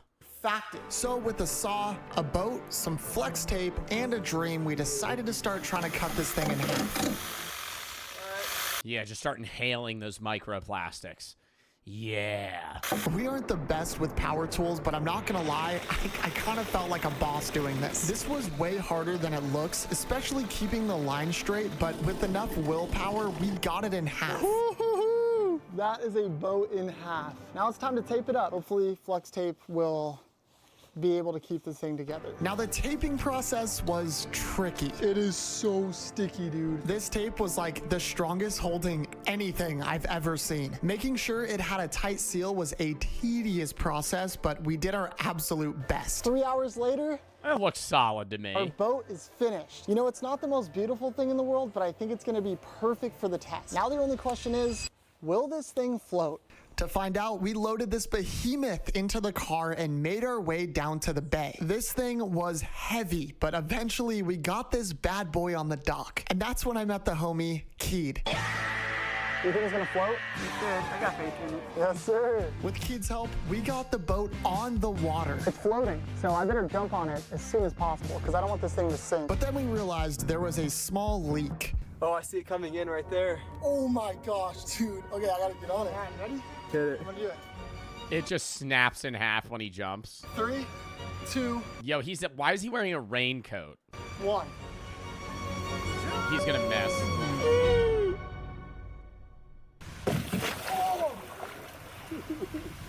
We're on. It's working. It's floating, bro. So yeah, the boat was actually working. You know, maybe I was too hard on Phil Swift. Honestly, I was having a blast. Why is the boat so high in the air? So much fun, in fact. Keed wanted to join in on the party. Let's go, Keed. I mean, what more could you want? Just Keed failed to tell me that he didn't know how to swim.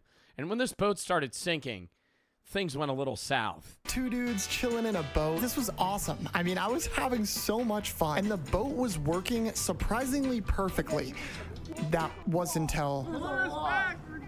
Yeah, I think it's about time to come in. Oh my god, how did it start fucking... How did it start tipping that fast? It was fine 10 seconds. That was until... Yeah, I think it's about time to come in. Oh, because his butt half fell in.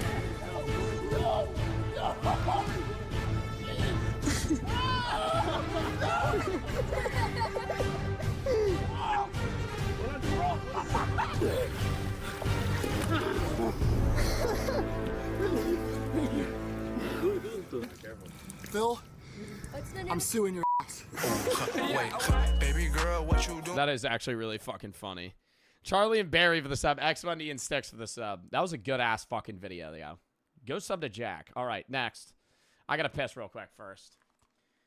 Counting down 30 seconds, chat, and then we're on to the next video. Oh my god. Is it gonna play the song? There we go.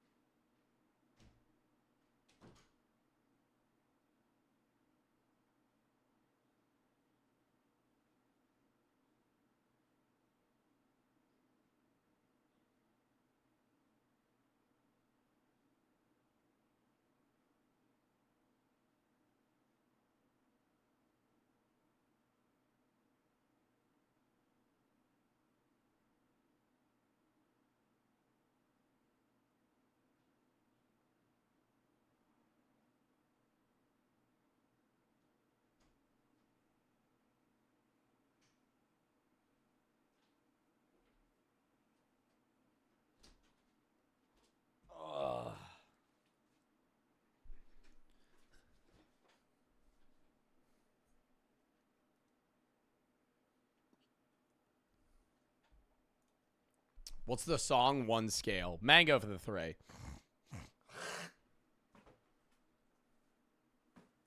Yuck. I want to say I love your videos and streams. You never fail to make me laugh, and you become my favorite content creator. Keep up the great work. Also, it was my mom's birthday yesterday. Happy birthday to her mom. And, you know, thank you for the fucking nice message. Also, chat, literally as I was taking a piss, Jack DM'd me. He's like, W react. Love Jack, bro. Goated creator. Next. Moon astronaut reacts to moon landing deniers. Hello everyone, I'm astronaut Charlie Duke. I was lunar module pilot on Apollo 16 in 1972. Okay, let me take a picture for you, Charlie. Where at? How much? That's okay. 12 people in human history have walked on the moon, and only 4 are alive today. He's the youngest. And this is a moon landing denier that Charlie's about to react to for the first time. Because I've spent the last week hearing out every theory about why the moon landings are fake. Do you believe in the moon landings? No. No. I don't. No. Have you ever seen the flag moving around? There's no wind in the vacuum of space. How would that... Can somebody explain to me the lighting of the shadow? I've never been... Bro.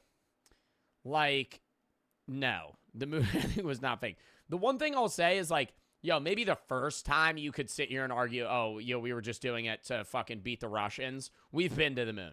The people that still try to claim we've never been to the moon, ever, bro, it's 2024. We've been to the moon, right? You could sit here and be like, I've never been to the moon. Or you could say, oh, we didn't go to the moon the first time. But to say it's never happened, that's crazy. Like, actually just fucking crazy. World War II didn't happen. That's even more of a crazy take. That's not even an arguable take.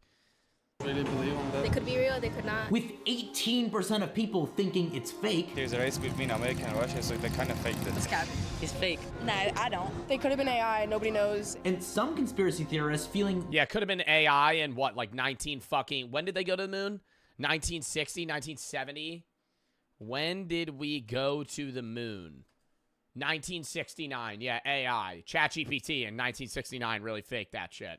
Really strongly about it. Check out the Joe Rogan podcast for anybody that's... I mean, dude, at the end of the day, if you just check the Joe Rogan podcast and you watch that shit, sorry, my camera. At the end of the day, if you just sit here and watch the Joe Rogan podcast, I mean, hold up. Oh, my dog's barking, sorry. You got the dog in the back. Oh, sorry, my dog's barking. You hear the smoke alarm beep, beep, beep. Camera's moving. At the end of the day, dude, you just got to sit here and realize that, you know, not everything the government tells you has got to be true. JRE, you know, if you listen to JRE, bro, if you listen to JRE, that doesn't even make fucking sense. To say, oh, I've listened to the Joe Rogan podcast, they've never been to the moon. Bro, fucking, you could go on the JRE podcast, and there's people that have went out and outwardly claimed that the government's seen aliens before, and that we have alien tech, and that we're more advanced than we say we are because the government hides that shit. To sit here and say the exact opposite, and then quote the JRE podcast. It's got the video of when their feet are like in the air. It's like, come on, man. Charlie's going to debunk the 4 most common conspiracy theories today. But first, let's hear how he actually became an astronaut. In September of 65, there was an article in the LA Times said NASA's looking for another group of astronauts. So I applied and got selected. And we reported in April of 66. There were 19 of us. Charlie started as a member of the Air Force, and after applying and getting interviewed by the first American in space, Alan B. Shepard, he was selected by NASA to be an Apollo astronaut. Pictured here is all 24 people that took part in the Apollo missions. There's Charlie. Yo, that's so sick to get fucking chosen to be an astronaut, dude. Now now when you go to space, they just go to the fucking ISS, dude. They just go to fucking International Space Station. They just fucking chill there. Charlie? Like, it's still dope, but it's like not nearly as cool. Neil Armstrong, Buzz Aldrin, and everyone else. These men had a very special task. They would be, and still are, the only people in human history to travel beyond low Earth orbit. They started geology training right away, within a couple of months. And we were picked for Apollo, so if we went to the moon, we were supposed to know what kind of rocks to pick up. So we started this extensive geology training that for me lasted for 6 years until I flew to the moon. Oh, how are you guys doing? We're doing fantastic. Thank you so much for agreeing to do this. Oh, no problem, man. My pleasure. Oh, no problem, man. At the end of the day, I just got to sit here and, I brought a lot of evidence with me, and I've done a few experiments myself. And number one, I think the moon landing's fake. I think all people in the government are lizards, and the Earth is flat. Christian is our first moon landing denier, presenting the first theory for Charlie to debunk. How much fuel exactly? This is a new one for me. Like, some engineer did the math, and they're like, it just doesn't add up. They should have a lot more fuel if they're going to go all the way to the moon in that big hump. I mean, you got to sit here and you got to think of yourself, and I've done a lot of thinking about this, and I look up in the sky, and the moon's really far away. And, when I look at the moon and I see it's really far away, and I've gone, oh, there's definitely not enough fuel to go to space. I mean, how are they getting up there? They have to get out of Earth's orbit, and then the fuel requirement after that is a lot less. I'm not even an astronaut, and I know that. If you're not, stop disrespecting the man. Bro, it's just what the fuck? I understand, the point, and it's logical if we were bound by Earth's gravity in the same way that we are now the entirety of the way to the moon. But as you get further and further away from Earth, farther and farther, further and further, you're impacted less and affected less by Earth's gravity. Sean, it just doesn't add up. They should have way more fuel. Okay. The fuel budget, we had limited fuel. You had enough fuel to go into lunar orbit to slow down. Going to the moon, you don't burn any fuel. This, I think, is one of the most... Yeah, you're just floating there, dude. It's like falling. But they're not falling. They're not affected by gravity. There's just no gravitational pull. And then at some point, there probably is a gravitational pull towards the moon. Commonly misunderstood parts about space travel. Momentum, literally, because there's nothing impeding them. Travel in general, and probably dude, the reason I'm not dissing the guy. At the end of the day, if he doesn't think the fucking moon landing happened, he doesn't think the moon landing happened. But it's just a lack of basic knowledge of physics, right? It's not even, oh, you didn't take a fucking physics class and get an A. It's literally just you not understanding the logic that something moves until something else changes that it's going to move, right? Things stay in, what is the exact wording of Newton's law? I don't know which one it is. Is it the third one? No, that might be third. No, that's not thermodynamics. Newton's third law. No, that's every action equal opposite reaction. Which one is it? It's fourth? No, it's not fourth. Is it fourth? No. Second? No. First? Is it first? Yeah, here it is. Oh my god, it's Newton's first law, inertia. Every object will remain at rest or in uniform motion in a straight line until compelled or changed by the action of an external force. So it's just going to keep moving until something changes it. Reason it seems so impossible that we'd be able to go to the moon in the first place. It seems so high-tech to be able to take a rocket. Bro said inertia. Yeah, inertia. How do you say it? Get all the way to the moon when airplanes have to refuel at every airport. But what people fail to realize is that once you start going in space, you don't stop. There's no air resistance because there's no air. If I threw a tennis ball at the moon from space, it would just keep going unless it hit something. What's also crazy is most people are like, oh, really big objects have gravitational pull. So do you. So does everything else that has mass, right? It's just how big that pull is. Me and you aren't gravitationally pulled to one another because we're pulled to the Earth, and also the gravity is very weak. But if you put me and a tennis ball in space, we would both be pulled towards each other. I obviously would be pulled less than the tennis ball because I have more mass, but still, if you're in an empty vacuum of space with nothing else around you or having any effect on you, you literally get pulled towards things of other mass. Until it got there. So as soon as the rocket... Is that why people say queso is gravitational pull?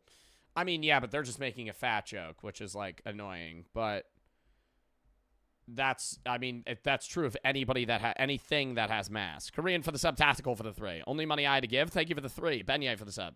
And you don't have to give money, bro. You watch for free. It is going fast enough. It can just point itself at the moon and it won't stop until the pilots turn on their anti-thrust to slow them down once they've reached their destination.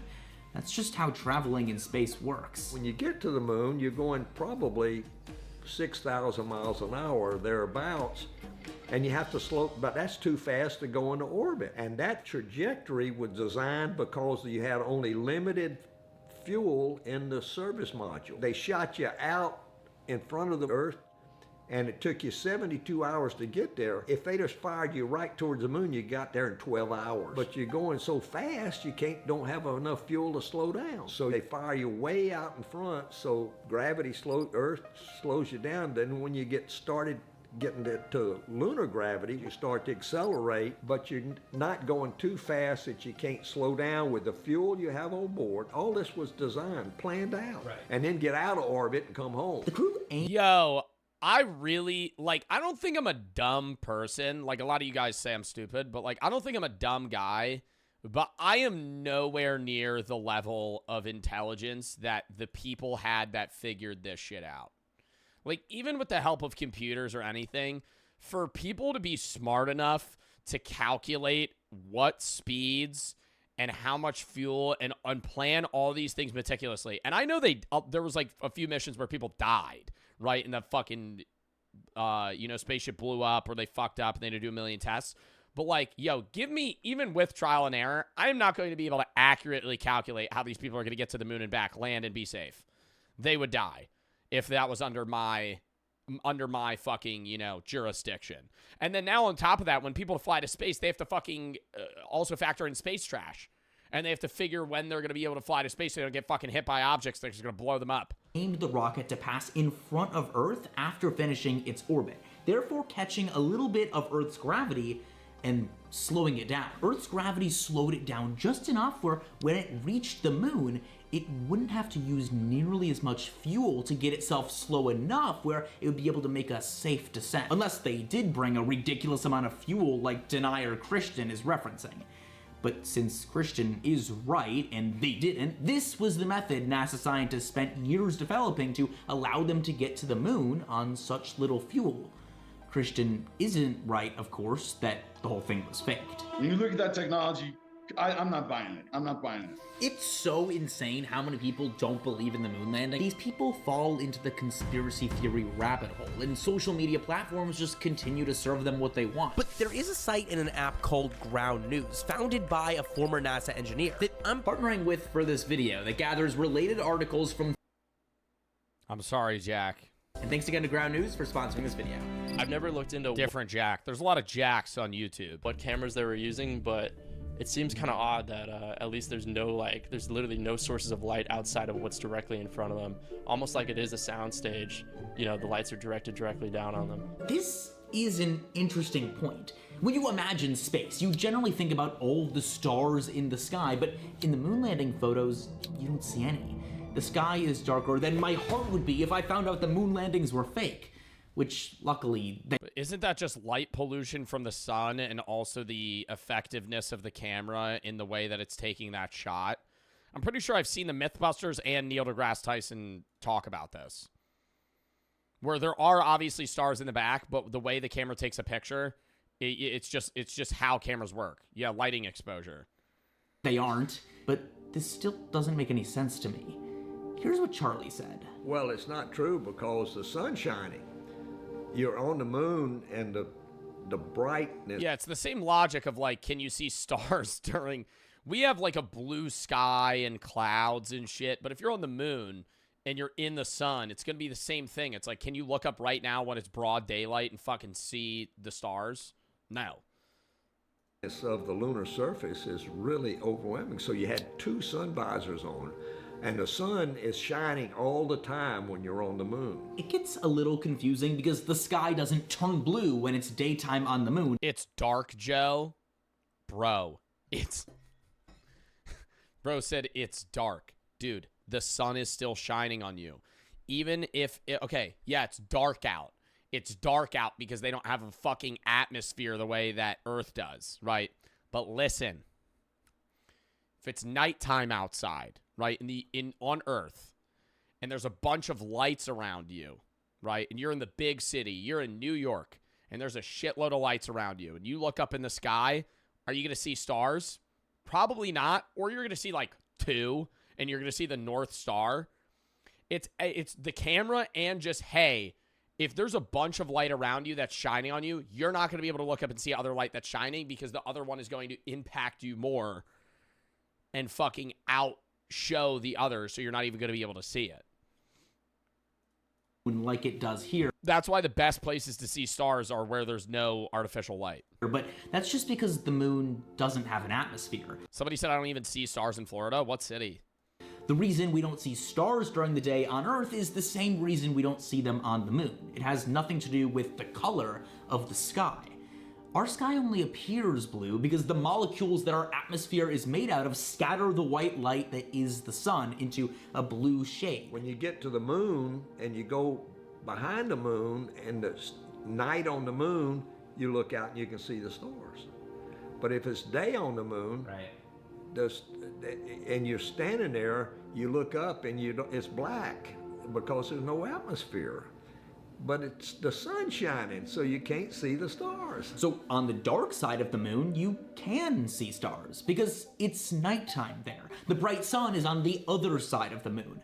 But where the Apollo astronauts landed and in any part of the journey to the moon, whenever you are within direct sunlight, it's too bright to see the other stars, and the sky appears black. Now, with all the evidence from LRO, photographs taken and seeing the lunar module. Bro, you know what makes no sense to me? Is how there's a hole in my eye and I'm just seeing shit. Like, I understand how your eyes work, but most people see your eyes as like a screen. The actual part that's like seeing shit is just a hole. And your brain's just seeing stuff. How does that fucking... Like, I know it's like you have the optical nerve and there's all this other shit that like makes it work. But like your actual like fucking eye, like the part of your eye that's seeing things is just a hole that goes in... That eventually just reaches your brain. It's like a camera. Yeah, it's like a camera, but that's fucking crazy that your brain's just like a fucking camera. How the fuck does that... Like, I'm just seeing shit, but it's just a hole in my eyes. I don't understand how that works. How do I see things? When we look at an object, light is reflected into our eyes, which enables us to see. Light enters through the cornea, which acts like a window at the front of the eye. The amount of light entering the eye is controlled by the pupil, which is surrounded by the iris. But that's still, that's like, that doesn't, I don't know. It just, it's not good enough of an explanation to me. In a car on the moon. The lunar... Allah did. I never ask a question and then end on the answer God or Allah or any supreme being did. I want a more explained answer, right? I get really upset when I ask something and the general response is God, right? As the explanation. That has always bothered me, right? Why is something like this? Oh, God. It's just, I feel like it's a way of just explaining something away that you don't understand. The reconnaissance orbiter he's referring to here is... And that's also just proven through history when many things that we used to ascribe to God are now just have genuine explanations. The robotic spacecraft currently orbiting around the moon that has been orbiting around the moon since 2009. It's got 3 cameras attached to it, and it's taken pictures of all of the Apollo landing sites from the air since then. But these moon landings... Oh, but they're edited. Oh, but somebody edited them. Deniers aren't gonna buy it, because these pictures are still from NASA, and they ignore everything NASA tells them. People are willful. If you look through glasses that flip your brain long enough, your brain will flip your vision on its own, and when you take them off, it'll be naturally flipped. What does that even mean? Like everything will be upside down? Gram for the 3. Trip for the 3. I'm high. Stop it. Tooth for the 3. Been watching on TikTok. Started getting into VODs. You're my favorite streamer. Honestly, make my day every day better when I watch you. Helps whenever I'm dealing with family fighting and all that mess. Well, I'm glad to be able to help. And thank you for the 3. And thank you for the nice message as well. And I hope things get better for you. Katas and Noah for the sub. Swagger Korean for the sub. Totally ignorant if they don't believe that we landed on the moon. In fact, we talked to some moon landing deniers that were ridiculously extreme. Hello. Hello. Hello. Bro. We can hear you now. I can't hear you. I don't know if it was other reference. We're here to talk about the moon landings. I don't even know what that guy just said. So we'd love to get your thoughts on them if you want to just go for it. The moon landing is an incredibly fickle fit, my wife. Oh. Hello, can you hear us? Mike broke. What the fuck was that? Oh, your mic broke. Why don't we just call him? Hello, this is not the person you were trying to call. You've reached the rejected hotline. Unfortunately, the person who gave you this rejected hotline number did not want to have their real number. We know this sucks, but don't be too devastated. Christian from earlier did have one other point that I had Charlie react to. And then there's also the spacesuits. Dude, if one of those spacesuits ripped, you know how screwed they are? It's like hundreds of degrees different, man. And they're like all walking around all happy. Like, dude, you should be a little bit scared, man. You should be a little. You think they're not fucking scared when they're strapped into a rocket that's literally full of explosive fuel and they're launched into fucking the vacuum of space where if anything goes wrong, they die? Yeah, dude. They're doing it to make some fucking ground scientifically. A little bit nervous. Bro's acting like he's just not nervous. It's easy to insulate a spacesuit to keep the sun's heat out. But what's the problem in a spacesuit is the body heat. You're in this little refrigerator working like crazy, and you got to get rid of the body heat. The body, without the cooling garment we had underneath the suit, you would have heat stroke in about 30 minutes to an hour. Yeah. Working on the lunar surface. So we had what we called a liquid cool garment that we wore. Bro, what are these videos, dude? Underneath the suit. And once you get cool and like, why they making him that stand like that?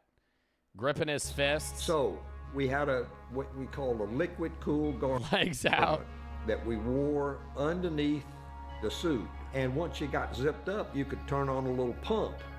And it pumped water through these tubes. Body heat kills you, not the sun's heat, because the suit is protected. This is a cover of a spacesuit glove, and it's made so that it's not going to be abraded away and will hold the pressure. We had enough water in our backpack to last 8 to 9 hours. So the whole idea was to pick up the body heat through this radiator system that was a pair of a long underwear, and take it to the backpack where there was an instrument back on the backpack called a sublimator, and you push this water through the sublimator. Yo, I don't want to say imagine having this motherfucker as your grandpa because, like, you know, I don't want to diss my own family because I love my grandpa. I love all that shit. But, like, hearing the stories from this motherfucker for his grandkids is probably actually crazy. Like, oh, bring your dad to work day. Bring your grandpa to work, or bring your grandpa or dad to school day. And the one dad comes in. So I work as a carpenter. I build shit. The other guy walks in. I've been to fucking space. Yeah, I've stepped on. You know that big ball in the fucking. You know that big ball in the sky in the middle of the night when you walk outside? Yeah, I've stepped on that shit. That's what I did with my job. And it was exposed to vacuum, and it all went off into space. You can't talk today, can you? Okay, judging other people's grammatical experience. Again, not talking correctly. Judging other people's grammatical expertise here, are we? Sorry, I'm a little badly spoken today. Why is all the footage on the moon trash, but there was banger movies back then? Max, before I answer that, are you a moon landing denier? Max, before I answer that, let me ask you. I'm not going to be mad at you. I'm not going to be mad at you. Before I ask you this, Max, do you not believe in the moon landing? Or before I answer you, do you not believe in the moon landing?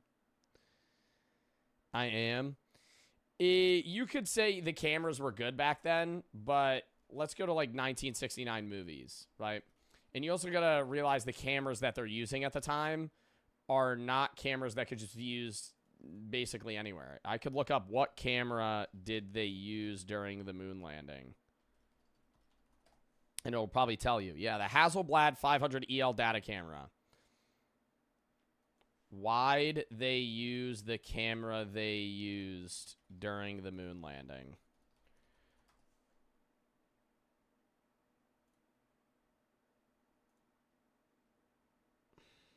It doesn't say. It just shows the type of camera. How it was built had to be a little bit different. The data was fitted to a so-called Roseau plate made of glass fitted to the back of the camera body extremely close. Dude, NASA has a whole fucking article on the camera they used. Hasselblad cameras for space.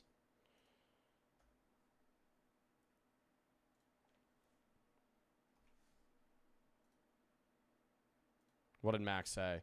The camera's cheeks. I don't even know what's real at this point. Well, I don't even think you're real to a degree. I don't think anybody's real. I don't think I'm real, right? We'll probably get into we're going to get into this video later, which talks about the human consciousness, right? Who you are changes day by day, hour by hour drastically to give yourself a sense of reality in the world to keep you alive. Who you even are as an individual is falsified by your human biology to keep you in a right state of mind so you don't die. But outside of that, relating that back to the moon landing, I don't think it's fake. I think the moon landing was real. I think, yes, the cameras in certain movies were better back then, but there was probably a definitive reason why they needed to use the Hasselblad cameras or whatever they were called, for use, or just how effective they were at capturing with the lighting that they had. A lot of movies look better because of crisp lighting, right? You have forward face lighting, like backlighting, like I have, where I have a light facing that wall that reflects off of me. But if you're just on the moon, right, everything's fucking dark as shit outside of the big ass sun just shining directly on top of you, which makes your lighting look pretty bad. If I go here, I mean, this isn't an effective example, but if I just sit here and I have lighting on me like this, everything's going to immediately start looking a little bit grainy and less quality, you know? All right.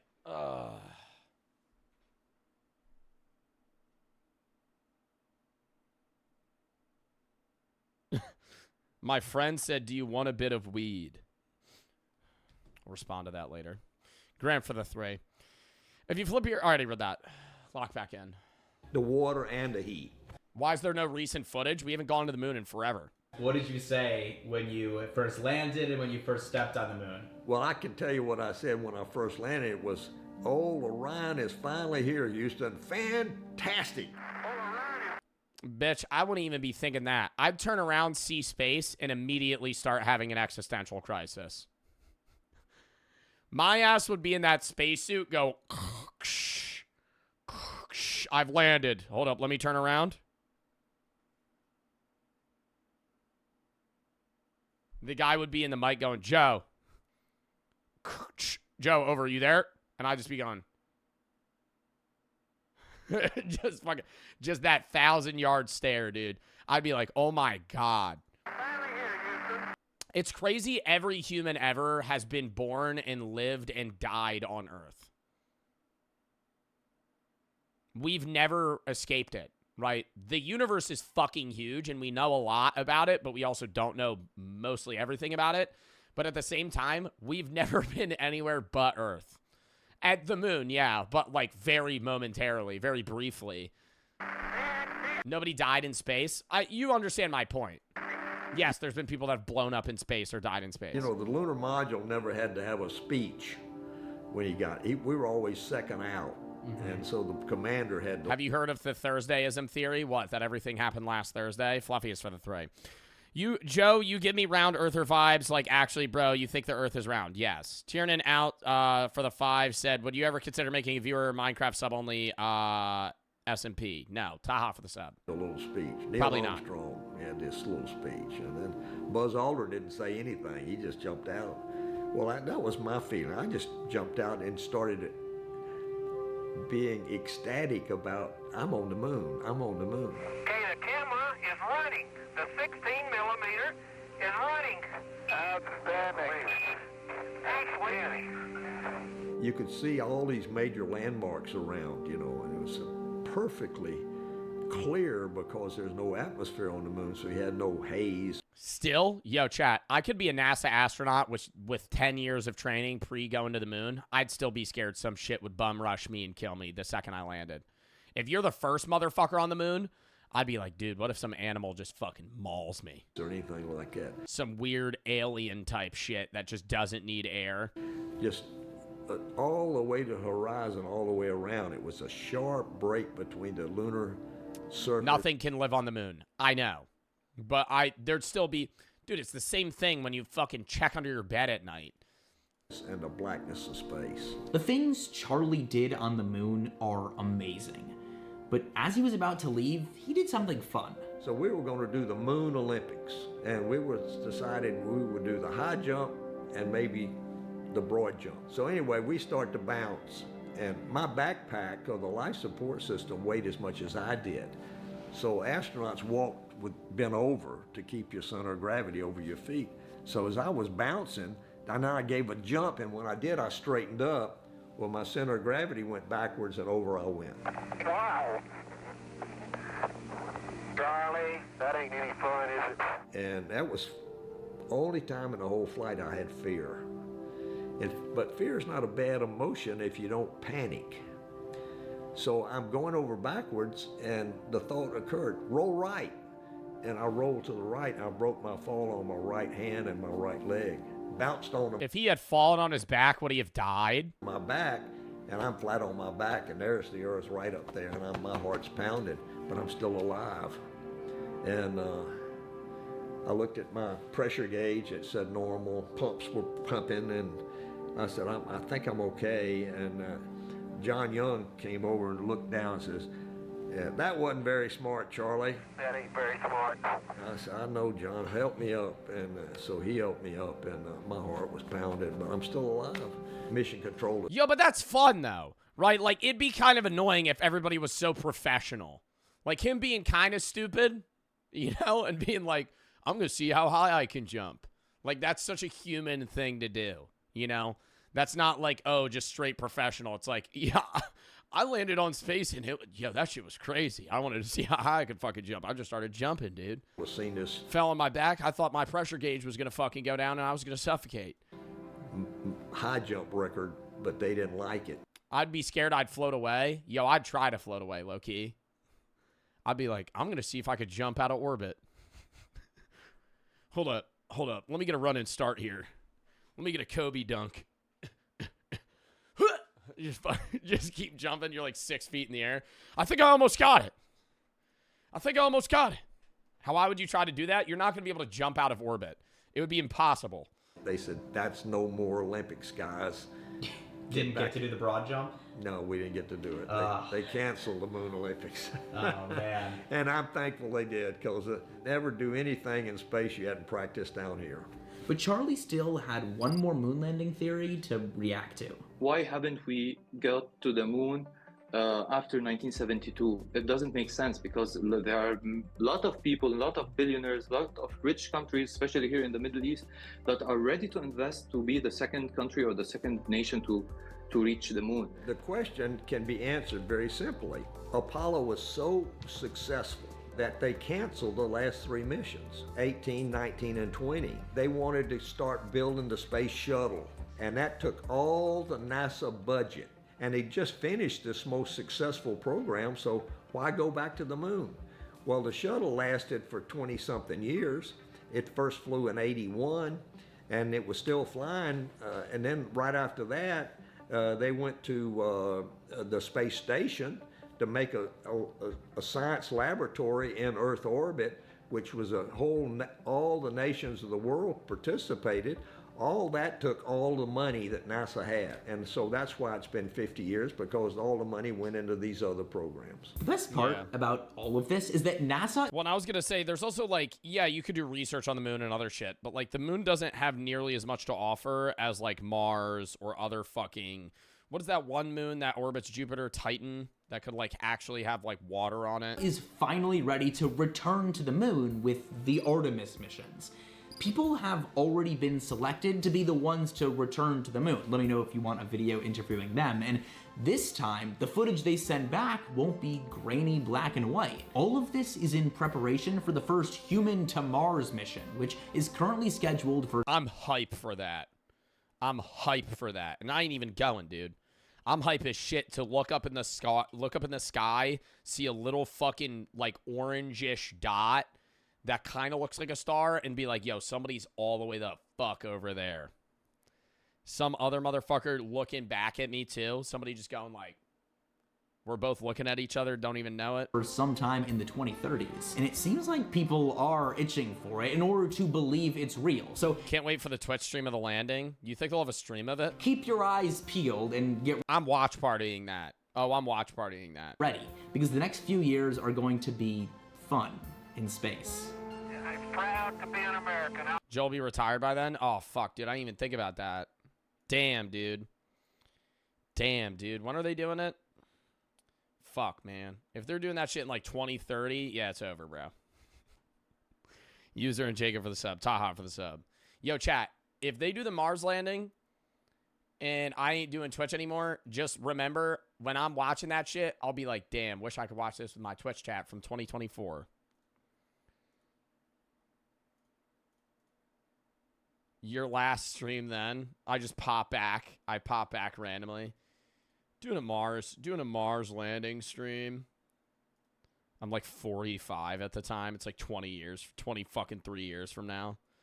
All right, I got to piss one more time. Then we got 2 more videos to watch. We're going to save the boys don't cry to another day. Count me down 30 seconds, chat.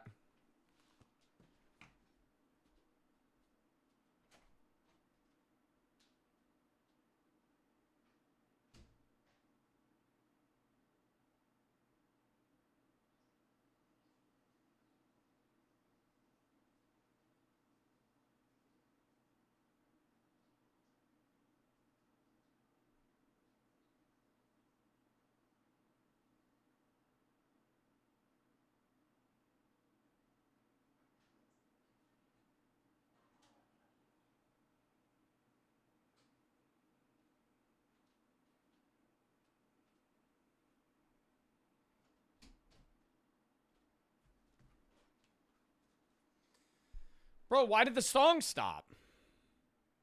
Did it just stop? The fuck happened? Somebody said he should honestly retire now. It's a bit rude.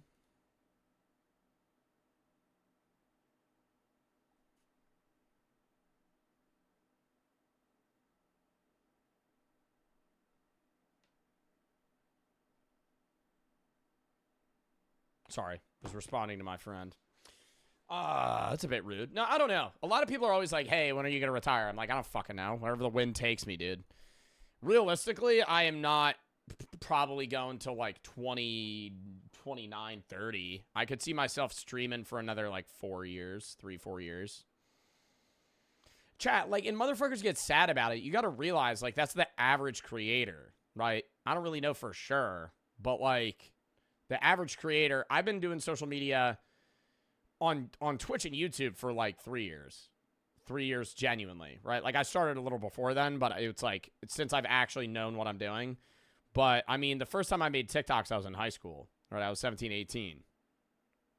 The average career of somebody on social media is like 6-7 years. So you never know though. I mean, yeah, but I doubt I'm going to be the next Markiplier. I might have like a niche audience like I do right now. Like there's 3K people here. I mean, maybe I'll have around this audience like an I'm Dante type thing where it's like he kind of has, you know, the same core audience members. Maybe. Who knows? Who knows? Who knows? What are you going to do after? I don't know, man. Probably invest into another business of sorts. I'm not going to want... People are like, you could just retire. I'm like, well, I don't know. If I would wanted to do that, you know? Like, if I stop streaming, I'm 22, bro. Like, I just got out of college. If I fucking run this shit till I'm like 26, 28, even 30, like, I'm not just going to be like, all right, I'm done now. Like, I mean, might be done social media, but I just want to do something else. Stream longer so I get a 2.5-year badge. Islord, thank you for the fucking 1,500 biddies. Double the chat. Bro put boring stream bow. Bro followed 11 seconds ago. We're gonna ban your ass. Thanks. Anyways, this might be the craziest TLC show. Small Fries, thank you for the fucking raid. Chat, we're doing a charity segment with Small Fries on Sunday for AFSP. I'm going to be doing a Who Wants to Be a Millionaire thing with him. And I'm going to match whatever I win, right? Whatever I win for the charity, I will match as a dono with Small Fries. It'll be a small segment, but it'll be fun. That's Sunday. Tomorrow's Block Wars. Sunday's Reacts and the little charity segment. Next charity segment after that, or charity stream rather, is Shatterproof on the 22nd for drug abuse, which will be nice. And then after that, I don't know. I think Brooke actually wants to do a charity stream with me after that. FTX for the sub. So I'm going to let her choose. All right.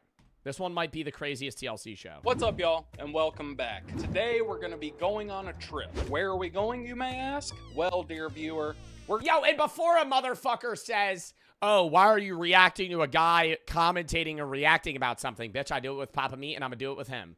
This guy seems like he made a pretty good video. I ain't subbed to him yet. Hunt Jones. You know, I'm going to shout your ass out, even though I don't know if this video's good or not. It seems pretty interesting, so I'm going to give it a watch. And I couldn't find the full episode myself, so I want to see you talk about it, because then I'm going to see your clips, and then I'm also going to comment on the clips myself.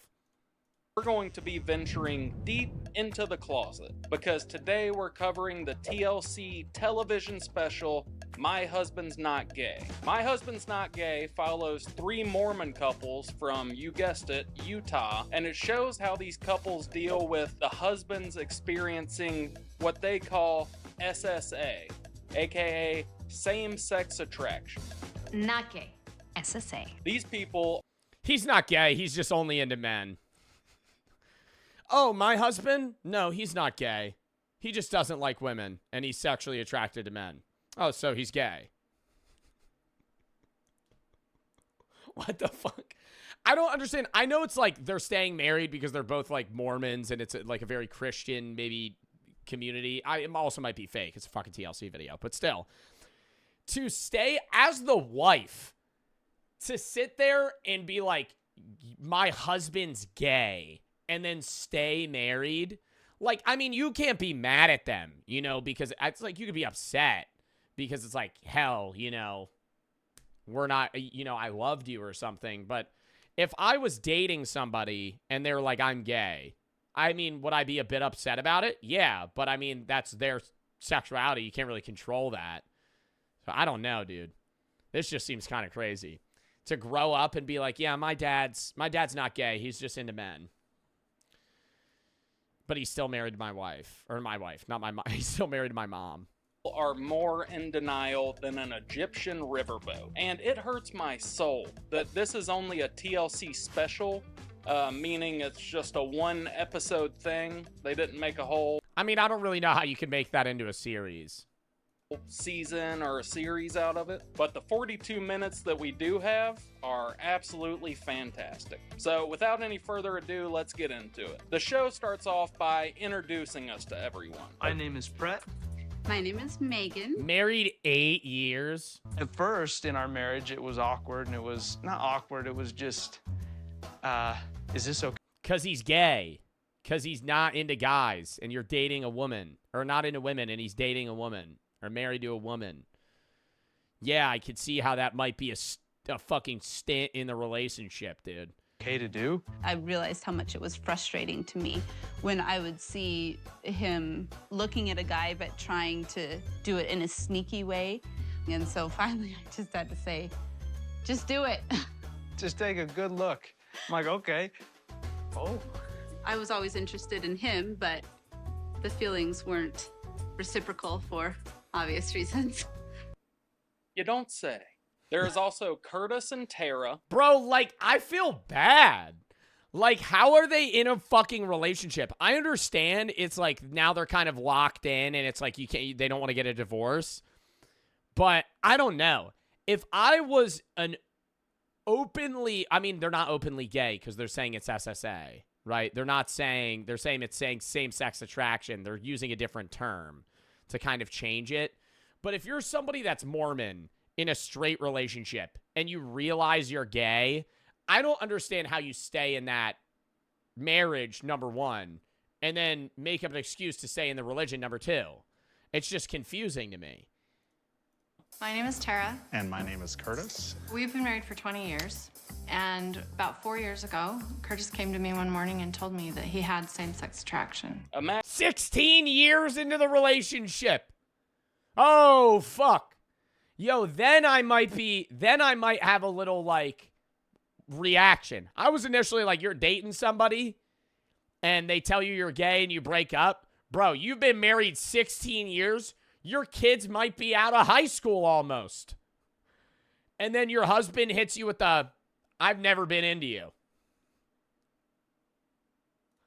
Imagine you've been married 16 years and your husband drops this bomb on you. I'm a Mormon from Utah and this isn't real. Bro, it can't be.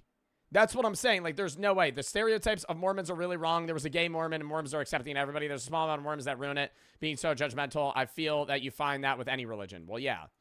But Mormons accept gay people. They don't accept gay sex. That's the same with any Christian group, right?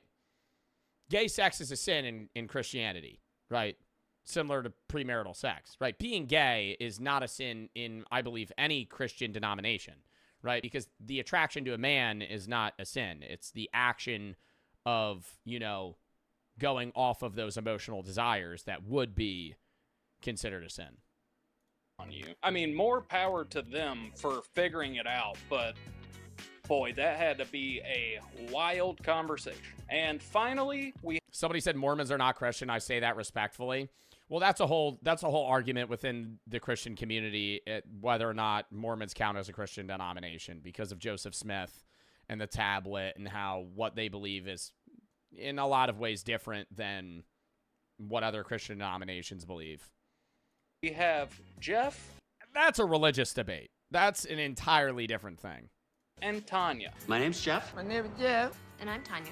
And I can comfortably say that Jeff is the one who's the most open about his SSA out of all the men who are on the show. And Tanya is the wife who is most adamant that her husband is absolutely not gay. So their dynamic is really interesting to watch. I get a little defensive when somebody calls my husband gay.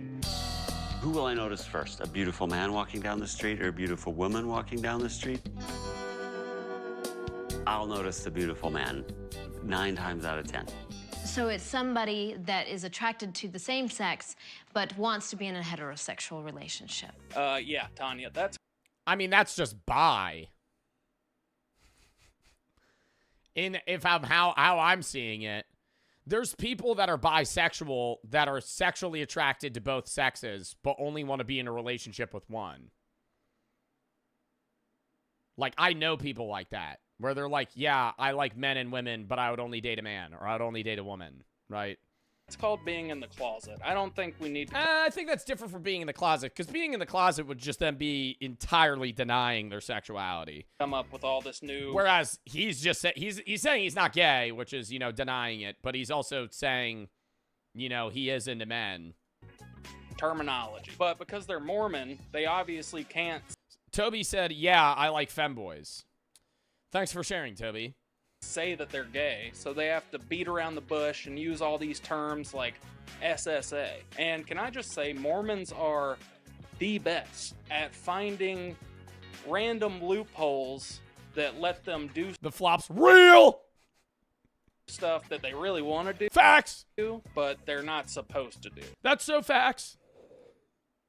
Like, I'm pretty sure the guy that came up with soaking has a day dedicated to... Okay, but that's something that I don't know is real or not. I don't want to ask you that. I'm not going to overstep. Is soaking a real thing? Maya for the sub. I'm going to Google that. Is Mormon soaking real? Soaking's a sexual practice of inserting the penis into the vagina, but not subsequently thrusting or ejaculated. Reporting used by some members of the Church of Jesus Christ of Latter-day Saints. News sources do not report it being a common practice, and some say that it's a myth. I don't know, dude. If I had a Mormon friend and he was like, "Could you jump on the bed for me?" I don't think I'd be able to do it. I don't think I could just sit there while people lay on top of each other and jump up and down for them. Huh? Well, you need a third person. Because the idea is that it's like a loophole in that if you're not moving yourself, it's not a sin. So it's like you get somebody, you like just lay on them, and then you get somebody else to jump and do the moving for you. L friend. Okay, Fizzy. Let's wait a few years until you become friends with a Mormon, and then they ask you that question. No. Bro, come on. To him in Salt Lake City. So after the introductions, the episode kind of starts off with the friends getting together for a prayer group, and they invite a member of the church who is not gay or does not have SSA. He's just like your average Mormon, and you can just tell this guy is wondering, what did I get invited to? I guess you've clued Rob in on what we're experiencing here and what we're about. Yeah. In the Mormon faith, we do not practice homosexuality. There's a lot of SSA in Argentina. Did I tell you that? No. Yeah, that's a big problem down there, too. I love how he's talking about it like it's a fucking pandemic or something. Yeah, I heard Argentina has a real bad case of the SSA. Spreading like wildfire down there. You know, my cousin, he went on vacation down there 2 or 3 years back. Came back. Why don't they just say gay? SSA, saying same-sex attraction is literally just what the definition of being gay would be. Watched Hairspray the musical 3 times in 1 week. Yep. He can't even eat Chick-fil-A anymore. Says it makes him sick. I do not understand SSA. I see you guys showing up with your beautiful wives, and you just look like regular people to me. Yeah, you know, you guys all look like regular people. You don't. Yeah, you guys look like regular people to me. I don't know. I always thought a gay guy would look more like a lizard person. Like the fuck? What do you mean they look like normal people? Yeah, they look like people, dude. What the fuck? Gay people and straight people look the fucking same. Don't have fangs or wings. You're not wearing gimp suits and whipping each other. It's kind of crazy. It's like there could be a gay guy near you at any time, and you wouldn't even know it. And I'm sure that it's stuff like this that makes these guys feel like they have to be like, you know, oh, me? Gay? No, sirree, Bob. That is just plain weird. I have SSA, same-sex attraction. It's a totally different thing. You see, I'm attracted to men, and I want to kiss them, but I am not gay. So after the prayer group, it is time to shoot some hoops. Play a little man-on-man, if you know what I mean. Today, myself and some SSA friends, we're gonna go play basketball, and we're gonna bring my friend Tom. You ladies ready to play a little ball? My name's Tom. I'm 34 years old. Tom is the single friend in the group, and Tom's a little bit of a baller. I played basketball in high school. I've coached basketball since I was 17. We're gonna go play a little basketball. You mind taking the do-rag off? It's not really a thing. It's not? There's so much. They could have put in a perfect joke there for TLC. We're going to play basketball, all right? Oh, I'd play with other balls. A thing. It's not? Could have thrown that in. That was perfect timing. There's so much wrong with this 4-second clip. Like, first of all, that's not a do-rag. It's a bandana. And also, why does Jeff think that a bandana or a do-rag is like a required piece of equipment to play basketball? It's needed utility. Would you join? We'll be shirts, you be skins. Hey, you guys want to mix it up today? We'll be shirts, you'll be skins. Hey, why don't we just go fully clothed, fully nude? You know, that's fine. Hey, why don't we all just get naked? I mean, dude, skins. Just a little bit of nude basketball, you know? Versus skins, but it's also. Oh, hold up. You look a little dry here. Here's a entire bottle of baby oil. Why don't you just lather that on? Why don't you just lather that on? Get a little sweat working up. So during the basketball game that we get to learn about the danger scale. Any of them dangerous for you? Maybe one. This whole one. On a danger scale, what? How tempted they are to like try and hit on them? Great. That's what I'd say. When I'm out with the guys, yeah, we'll. Bro, those are the worst basketball shorts I've ever seen. Great. That's what I'd say. Those are lower than Adam Sandler shorts, dog. Oh my God. Wearing those pants and trying to play basketball, I feel like I would actually pass out of heat stroke. Those look like they weigh 10 pounds. When I'm out with the guys, yeah, we'll look at other guys, for sure. The danger scale goes from 0 to 4. A 1 on the danger scale is you notice, you look. Why 0 to 4? Why not 1 to 10? A 2 means you looked again. A 3, you'd be tempted to turn around and look again and again. A 4. Bro, come on. I mean, now this is just looking. I thought a 3 would be like you're going to try and get with them. 4 pretty much means you're requiring restraints. Excuse me? A 4 means Start biting at their ankles, dude. means that you require restraint? Is this what they meant when they invented the straitjacket? But I mean, how much more repressed can you get if you literally require your buddy or your wife to tie you down to stop you from acting on your gay urges? Also, I think we need to add a couple numbers to your scale, brother. It goes from 3, yeah, I might turn around and get a second. Yeah, dude. 0, nothing. 1, I'll glance at them. 2, glance at them twice. 3, glance at them 3 times. 4, you gotta tie me down, otherwise I'm gonna do some crazy shit. What the fuck? Yo, and we got a guy sitting here yapping about politics. Banned. Maya for the sub, rider for the 3. Look, to 4, I need to be handcuffed to a park bench or I am gonna go crazy. That should be at least a 9. Restraint should be a 9. But back to our boy Tom.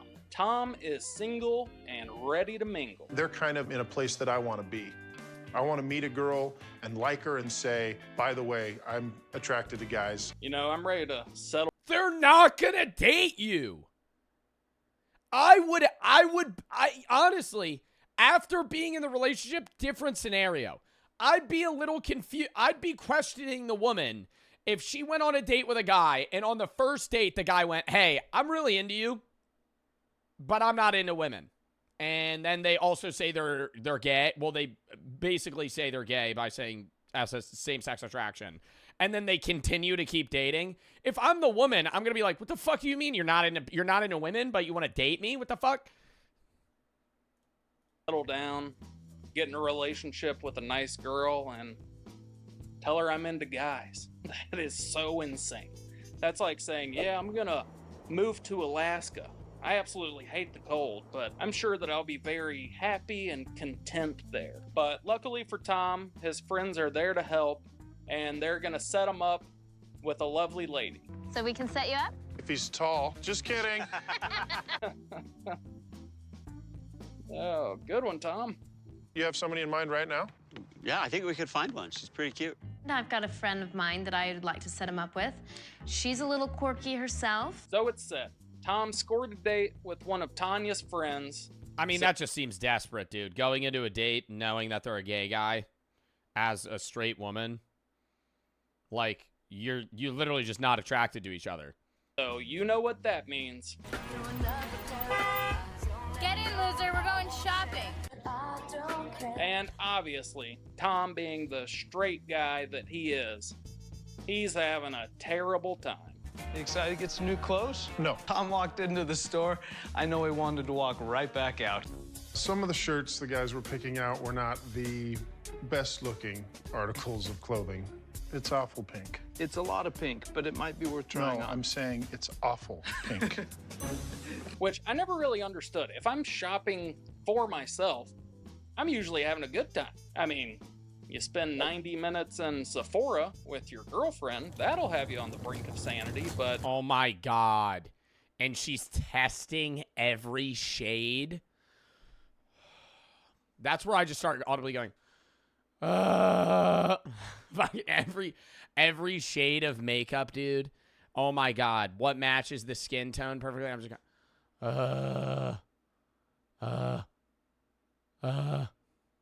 A worker walks up to me. Sir, are you okay? I look at them. I turn away, stand in the corner again. Just start sighing louder. Sorry. No, I just gotta... This is how I stay sane. Sorry.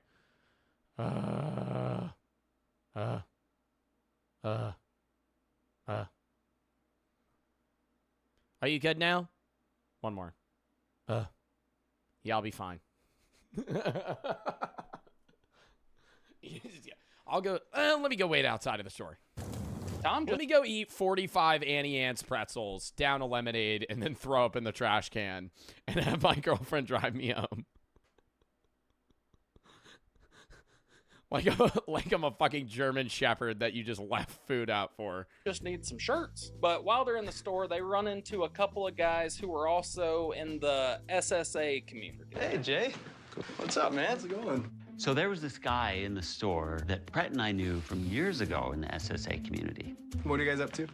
We set Tom up on a date for tonight. Oh, Is that nice. a boy or a girl? How dare you? A girl. And these guys pretty much say what everybody's thinking. You're attracted to men, but you're going on a date with a girl?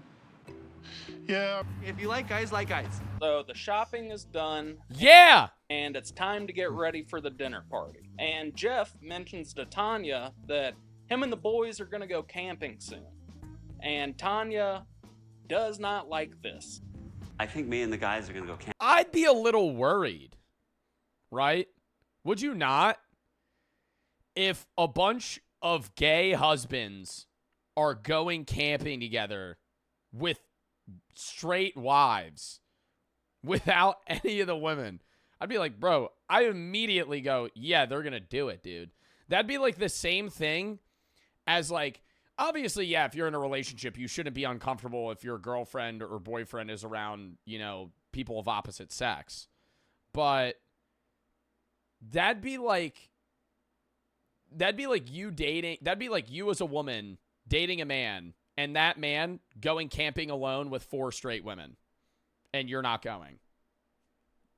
I mean, you might not be worried that they're going to cheat on them, which you shouldn't be if you're, you know, they're faithful to you. It'd still be a little weird. I'd be like, this is odd. You know, why are you doing that? There's no guys. It's just straight girls and you. Camping in a few weeks. Camping? What's that look? Who's going?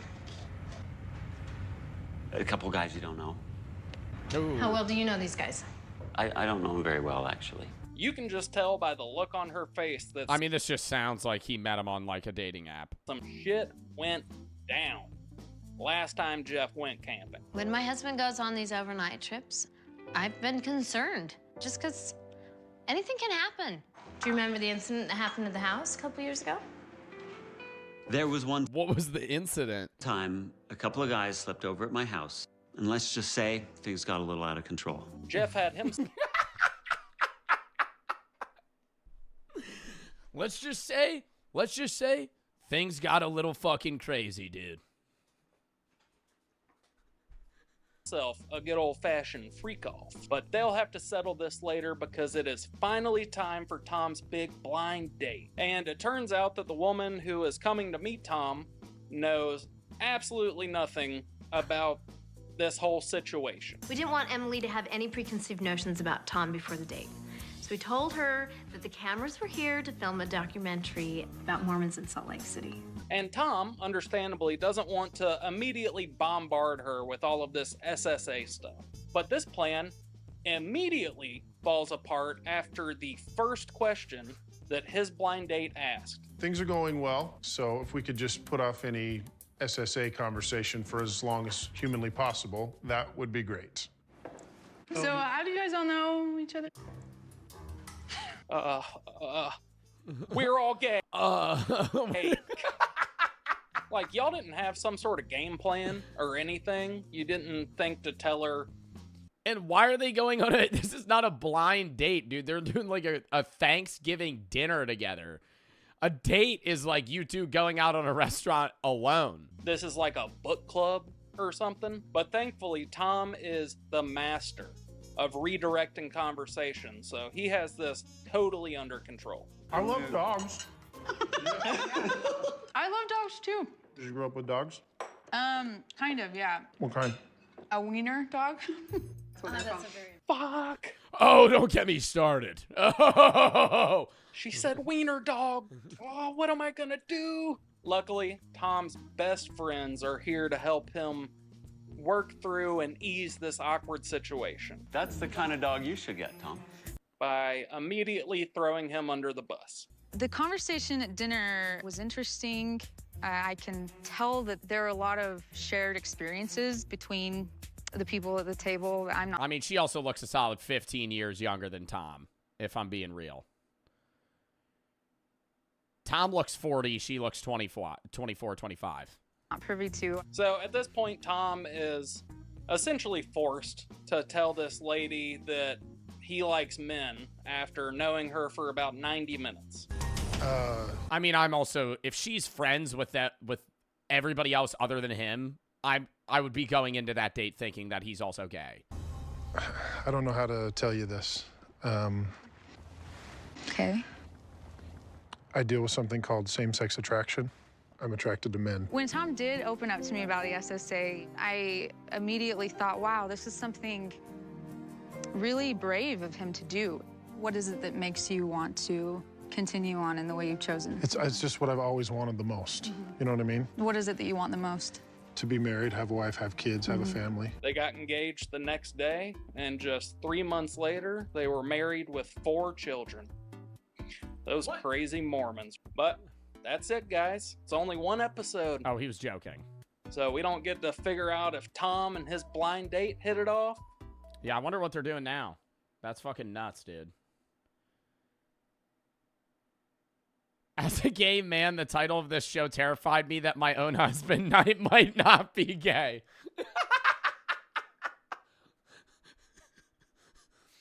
I'm in a gay relationship, but I'm not gay.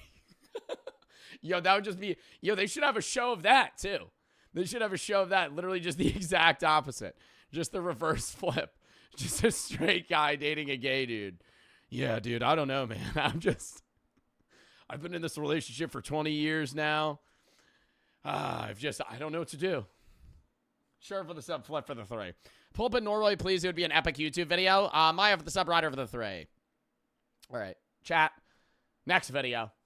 Be a bit of a philosophical one. A lot of people are going to be bored. I don't give a fuck. The unsettling truth about human consciousness. Doctors began splitting living human brains in half in order to treat severe forms of epilepsy. If that wasn't weird enough, no one was prepared for what happened next. The surgeries didn't I'm putting this in 1.25. only cure the patient's epilepsy, but fundamentally upended our understanding of human consciousness. In fact, many neuroscientists point to the experiments that came after these surgeries as evidence that there's not just one you living inside your brain, but potentially dozens or hundreds of different yous always competing for control of your body. Now, that may sound, well, frankly, Yeah, doesn't that just sound like split personality disorder? insane, but before you flip to the next video in your queue, Chat, I'm letting you know if you just spam skip, I'm not skipping the video. This is the last video that we have. If you spam skip, I could just fucking end stream, dude.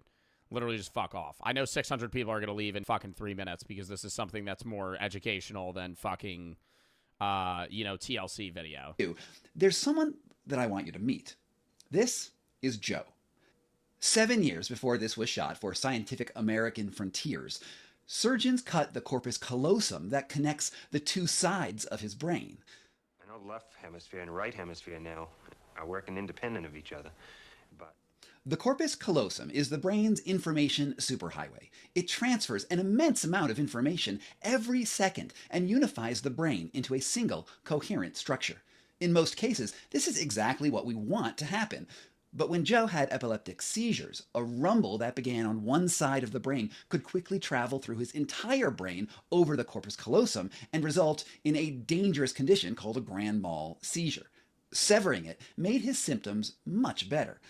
But more importantly, for our purposes, How do they know to do that? That's what I don't understand. Is a guy had a bunch of seizures and they went, let's pop open your brain and cut it in half. Why don't we take a knife and go just right down the middle? Maybe that'll fix everything. And then it fucking worked. Same shit with like, dude, you ever see ads for lobotomies? And they're like, it only takes 15 minutes. You can walk it. Hey, if you got to go to work at 2, you can come into the office at 1:35. Just come right in. We'll shove a needle through your eye, cut part of your brain out, and you're good. You might not be able to function regularly after that, and your IQ might go down by 45 points, but you'll be happier. Today, it also gave scientists a unique opportunity to study how the two halves of a human brain operate independently from one another. It was time to experiment. The brain's unique wiring means that each eye connects directly to the opposite hemisphere, so the left eye sends images. Yeah, why? So this part of my brain is controlling this eye, and vice versa. To the right side and vice versa for the right eye to the left hemisphere. This means that it's possible to send visual information to one hemisphere at a time, and when the corpus callosum has been cut in two, that they can't communicate. We've seen something where they're able to fucking talk. Like, if you showed me an image on my right, if you cut my brain in half, showed me an image on one side of my eye and not the other, I wouldn't be able to tell you what I'm seeing. Half brain must process that information. That doesn't even make sense. Let him explain. All on its own. For reasons locked in our evolutionary past, the left hemisphere here contains the language center and thus connects to the right eye, while both sides share the motor cortex, left hand, right side, and right side, left hand. This means that if you show a picture to the left hemisphere, it can respond with words, while the right hemisphere can only communicate with gestures and with writing. The researchers wanted to know what would happen when one half of a person's brain got different information about the world around it than the other half. How would each side integrate its knowledge of the environment when the other half disagreed about what was going on? In a novel experiment, Michael Gazzaniga, a neuroscientist, showed Joe a computer screen that displayed a handsaw on the left side of the screen and a hammer on the other. And the neuroscientist asked him what he saw. Since his language cortex could only communicate about the right side of the screen because things were sort of like partitioned off, he responded that he saw a hammer. What did you see? Saw a hammer. Then, when they asked the other side of his brain what appeared on the screen, his left hand, and thus his right hemisphere here, drew this. A handsaw. He couldn't say saw? He couldn't say saw. He could only draw it. What? That makes sense? Yeah, but like, what the fuck? So he's looking at it, but he's physically unable to say, I saw a handsaw. When asked why Joe drew the handsaw, the other side of his brain that controlled the language center said this. That's nice. What's that? Saw? Yeah. What'd you see? Hammer? This moment is... Yo! Bro, oh my God. See, like, this just makes me feel like I'm not real, dude. Like, dead ass. Like, he's two literally different minds living in one brain. Is super important. When we talk with our mouths, the assumption is that we are speaking with our own full and unified conscious selves. To an outsider, Joe seems completely sincere in his words, and yet he's simultaneously in disagreement with his hands. There are two Joes in Joe. In a similar experiment from the 1960s, Whoa, dude. So the only thing that keeps you coherent is the fact that, and not even coherent, the only thing that keeps you as one singular thing, outwardly at least, is the fact that your parts of your brain are able to communicate with each other. And if you cut that off, then it actually shows the fact that there's two different pieces of you that are unable to communicate. Neuroscientist Robert Sperry presented the image of a bell to a half-brained patient, or to a split-brained patient, and then asked the language-holding side of the brain why it drew that bell in the first place. The patient explained that he must have seen a bell on the way to the lab that day. In other words, the language-using side of the man's brain decided to make up a story about the unfamiliar picture, rather than admit that the brain was having two separate experiences at the same time. But then what happens if you explain that to them like, hey, the other part of your brain you can't talk to, right? So it's one body but two minds in one individual thing, but they're also working at the same time, which makes it so much different still from split personality disorder, because split personality disorder is still one full brain, but one thing in control at a time, whereas both parts of their brain, for somebody with, you know, their brain cut in half, are simultaneously working together and not agreeing with each other. This experiment has been repeated on dozens of people with split brains over the years, and it's always the same. It leads to the seemingly impossible conclusion that the human brain isn't one integrated, complete self. Rather, it's multiple potential selves depending on how much of the brain is active at one particular moment. Yet on a daily basis, the surgery didn't really change Joe's life all that much. You don't notice it. Now, you just kind of adapt to it. It doesn't, you don't have any feeling any different than it did before. Despite the two sides seeing, experiencing, and reasoning in somewhat independent ways, there's a neurological step in human consciousness that then recombines disparate data into a sense of a unified self. To me, this is evidence that our natural unified self is an illusion that our brain invents to make it easier for us to navigate the world. Not even easier to navigate the world, easier to function, because if you're a conscious being that's incapable to find an inner self, an inner singular self, then you just break down. You would just constantly be having like an inner crisis of lack of understanding. The data suggest that at a minimum, there are as many potential selves inside our minds as there are discrete and autonomous sections of the brain to process experience about the world. And if you thought that wasn't far out enough, maybe this is all just the tip of the iceberg. Perhaps consciousness writ large isn't really a thing that exists in any one place at all. Maybe we can only understand it as an activity that exists between things, in the synapse, between different cells, organ systems, or... What? Consciousness isn't its own derived thing. Or not derived. It's not its own individual thing that resides in a portion of your brain. Rather, an activity that's similar to just eating, drinking, sleeping. It's something that's innate for you to live. Obviously not just thinking, but dude, it's impossible for me to explain the way that I'm understanding it right now. Organisms, individuals, and even ecosystems writ large. In my book, The Wedge, I write that the relationship between our bodies and the environment is eerily similar to the experiments on split brains. Who we are at any one moment depends on the accumulation and processing of all our previous experiences. Who would any of us be without our childhoods or education, first loves and triumphs, and crushing defeats? All of those things shape our personalities at the same time that they change our biologies. We respond with hormonal signals and neurotransmitter releases. These are physical processes. And the same process goes on inside the cells of our own body.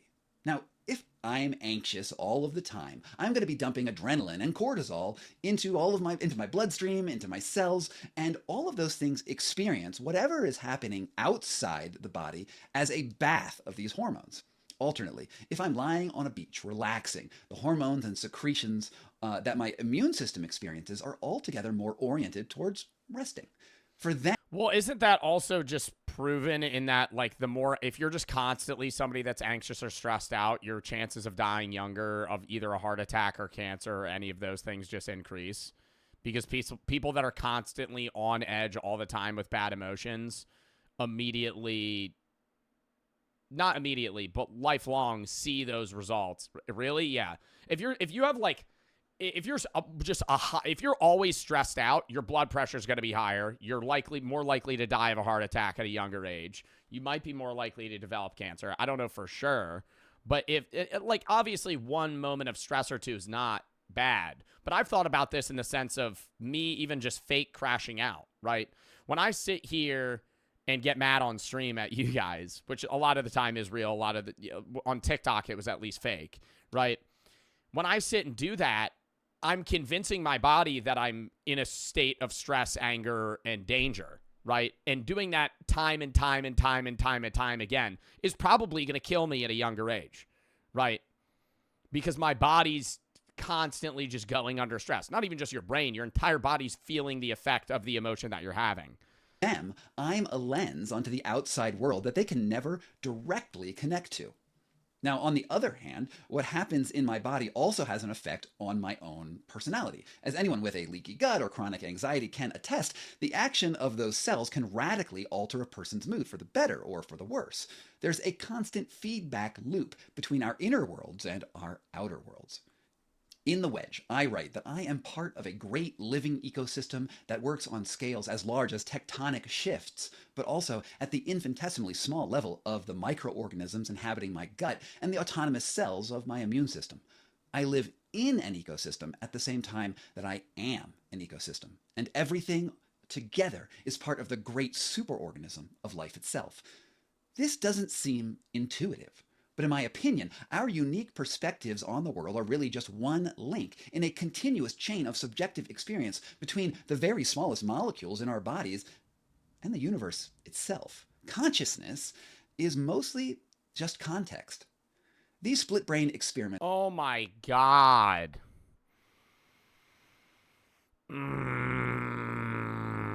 It's just response to a stimuli, dude. It's literally like, even what I'm saying right now is just response to the stimuli that I just had. There's no original unresponsive consciousness, right? You're responding to stimuli that is responding to stimuli. Even if you sat in a fucking room with no stimulus, like one of those rooms that has no sound, no sight, nothing, you would still just be responding to stimuli in your own head, right? Prove this everything's nothing, basically. Point at an anatomical level. Who we are is not who we think we are. We have a perception that our whole brain somehow adds up to the experience of a self. And yet, when you start parsing out how information in different parts of the brain reacts to the environment, the illusion comes crushing down. Experience is only a container for context. Maybe consciousness is merely the experience of different contexts happening. As Alan Watts once said, you are the universe becoming aware. Dude, I used to listen to Alan Watts' podcast on the way to school every day. Of itself.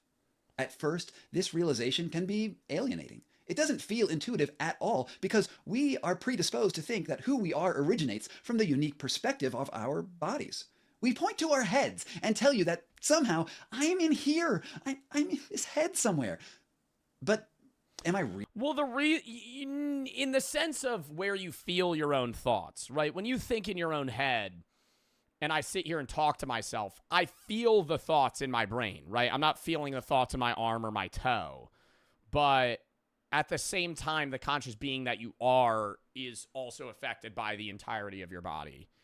Are we even people? Well, what even is people, dude? Really?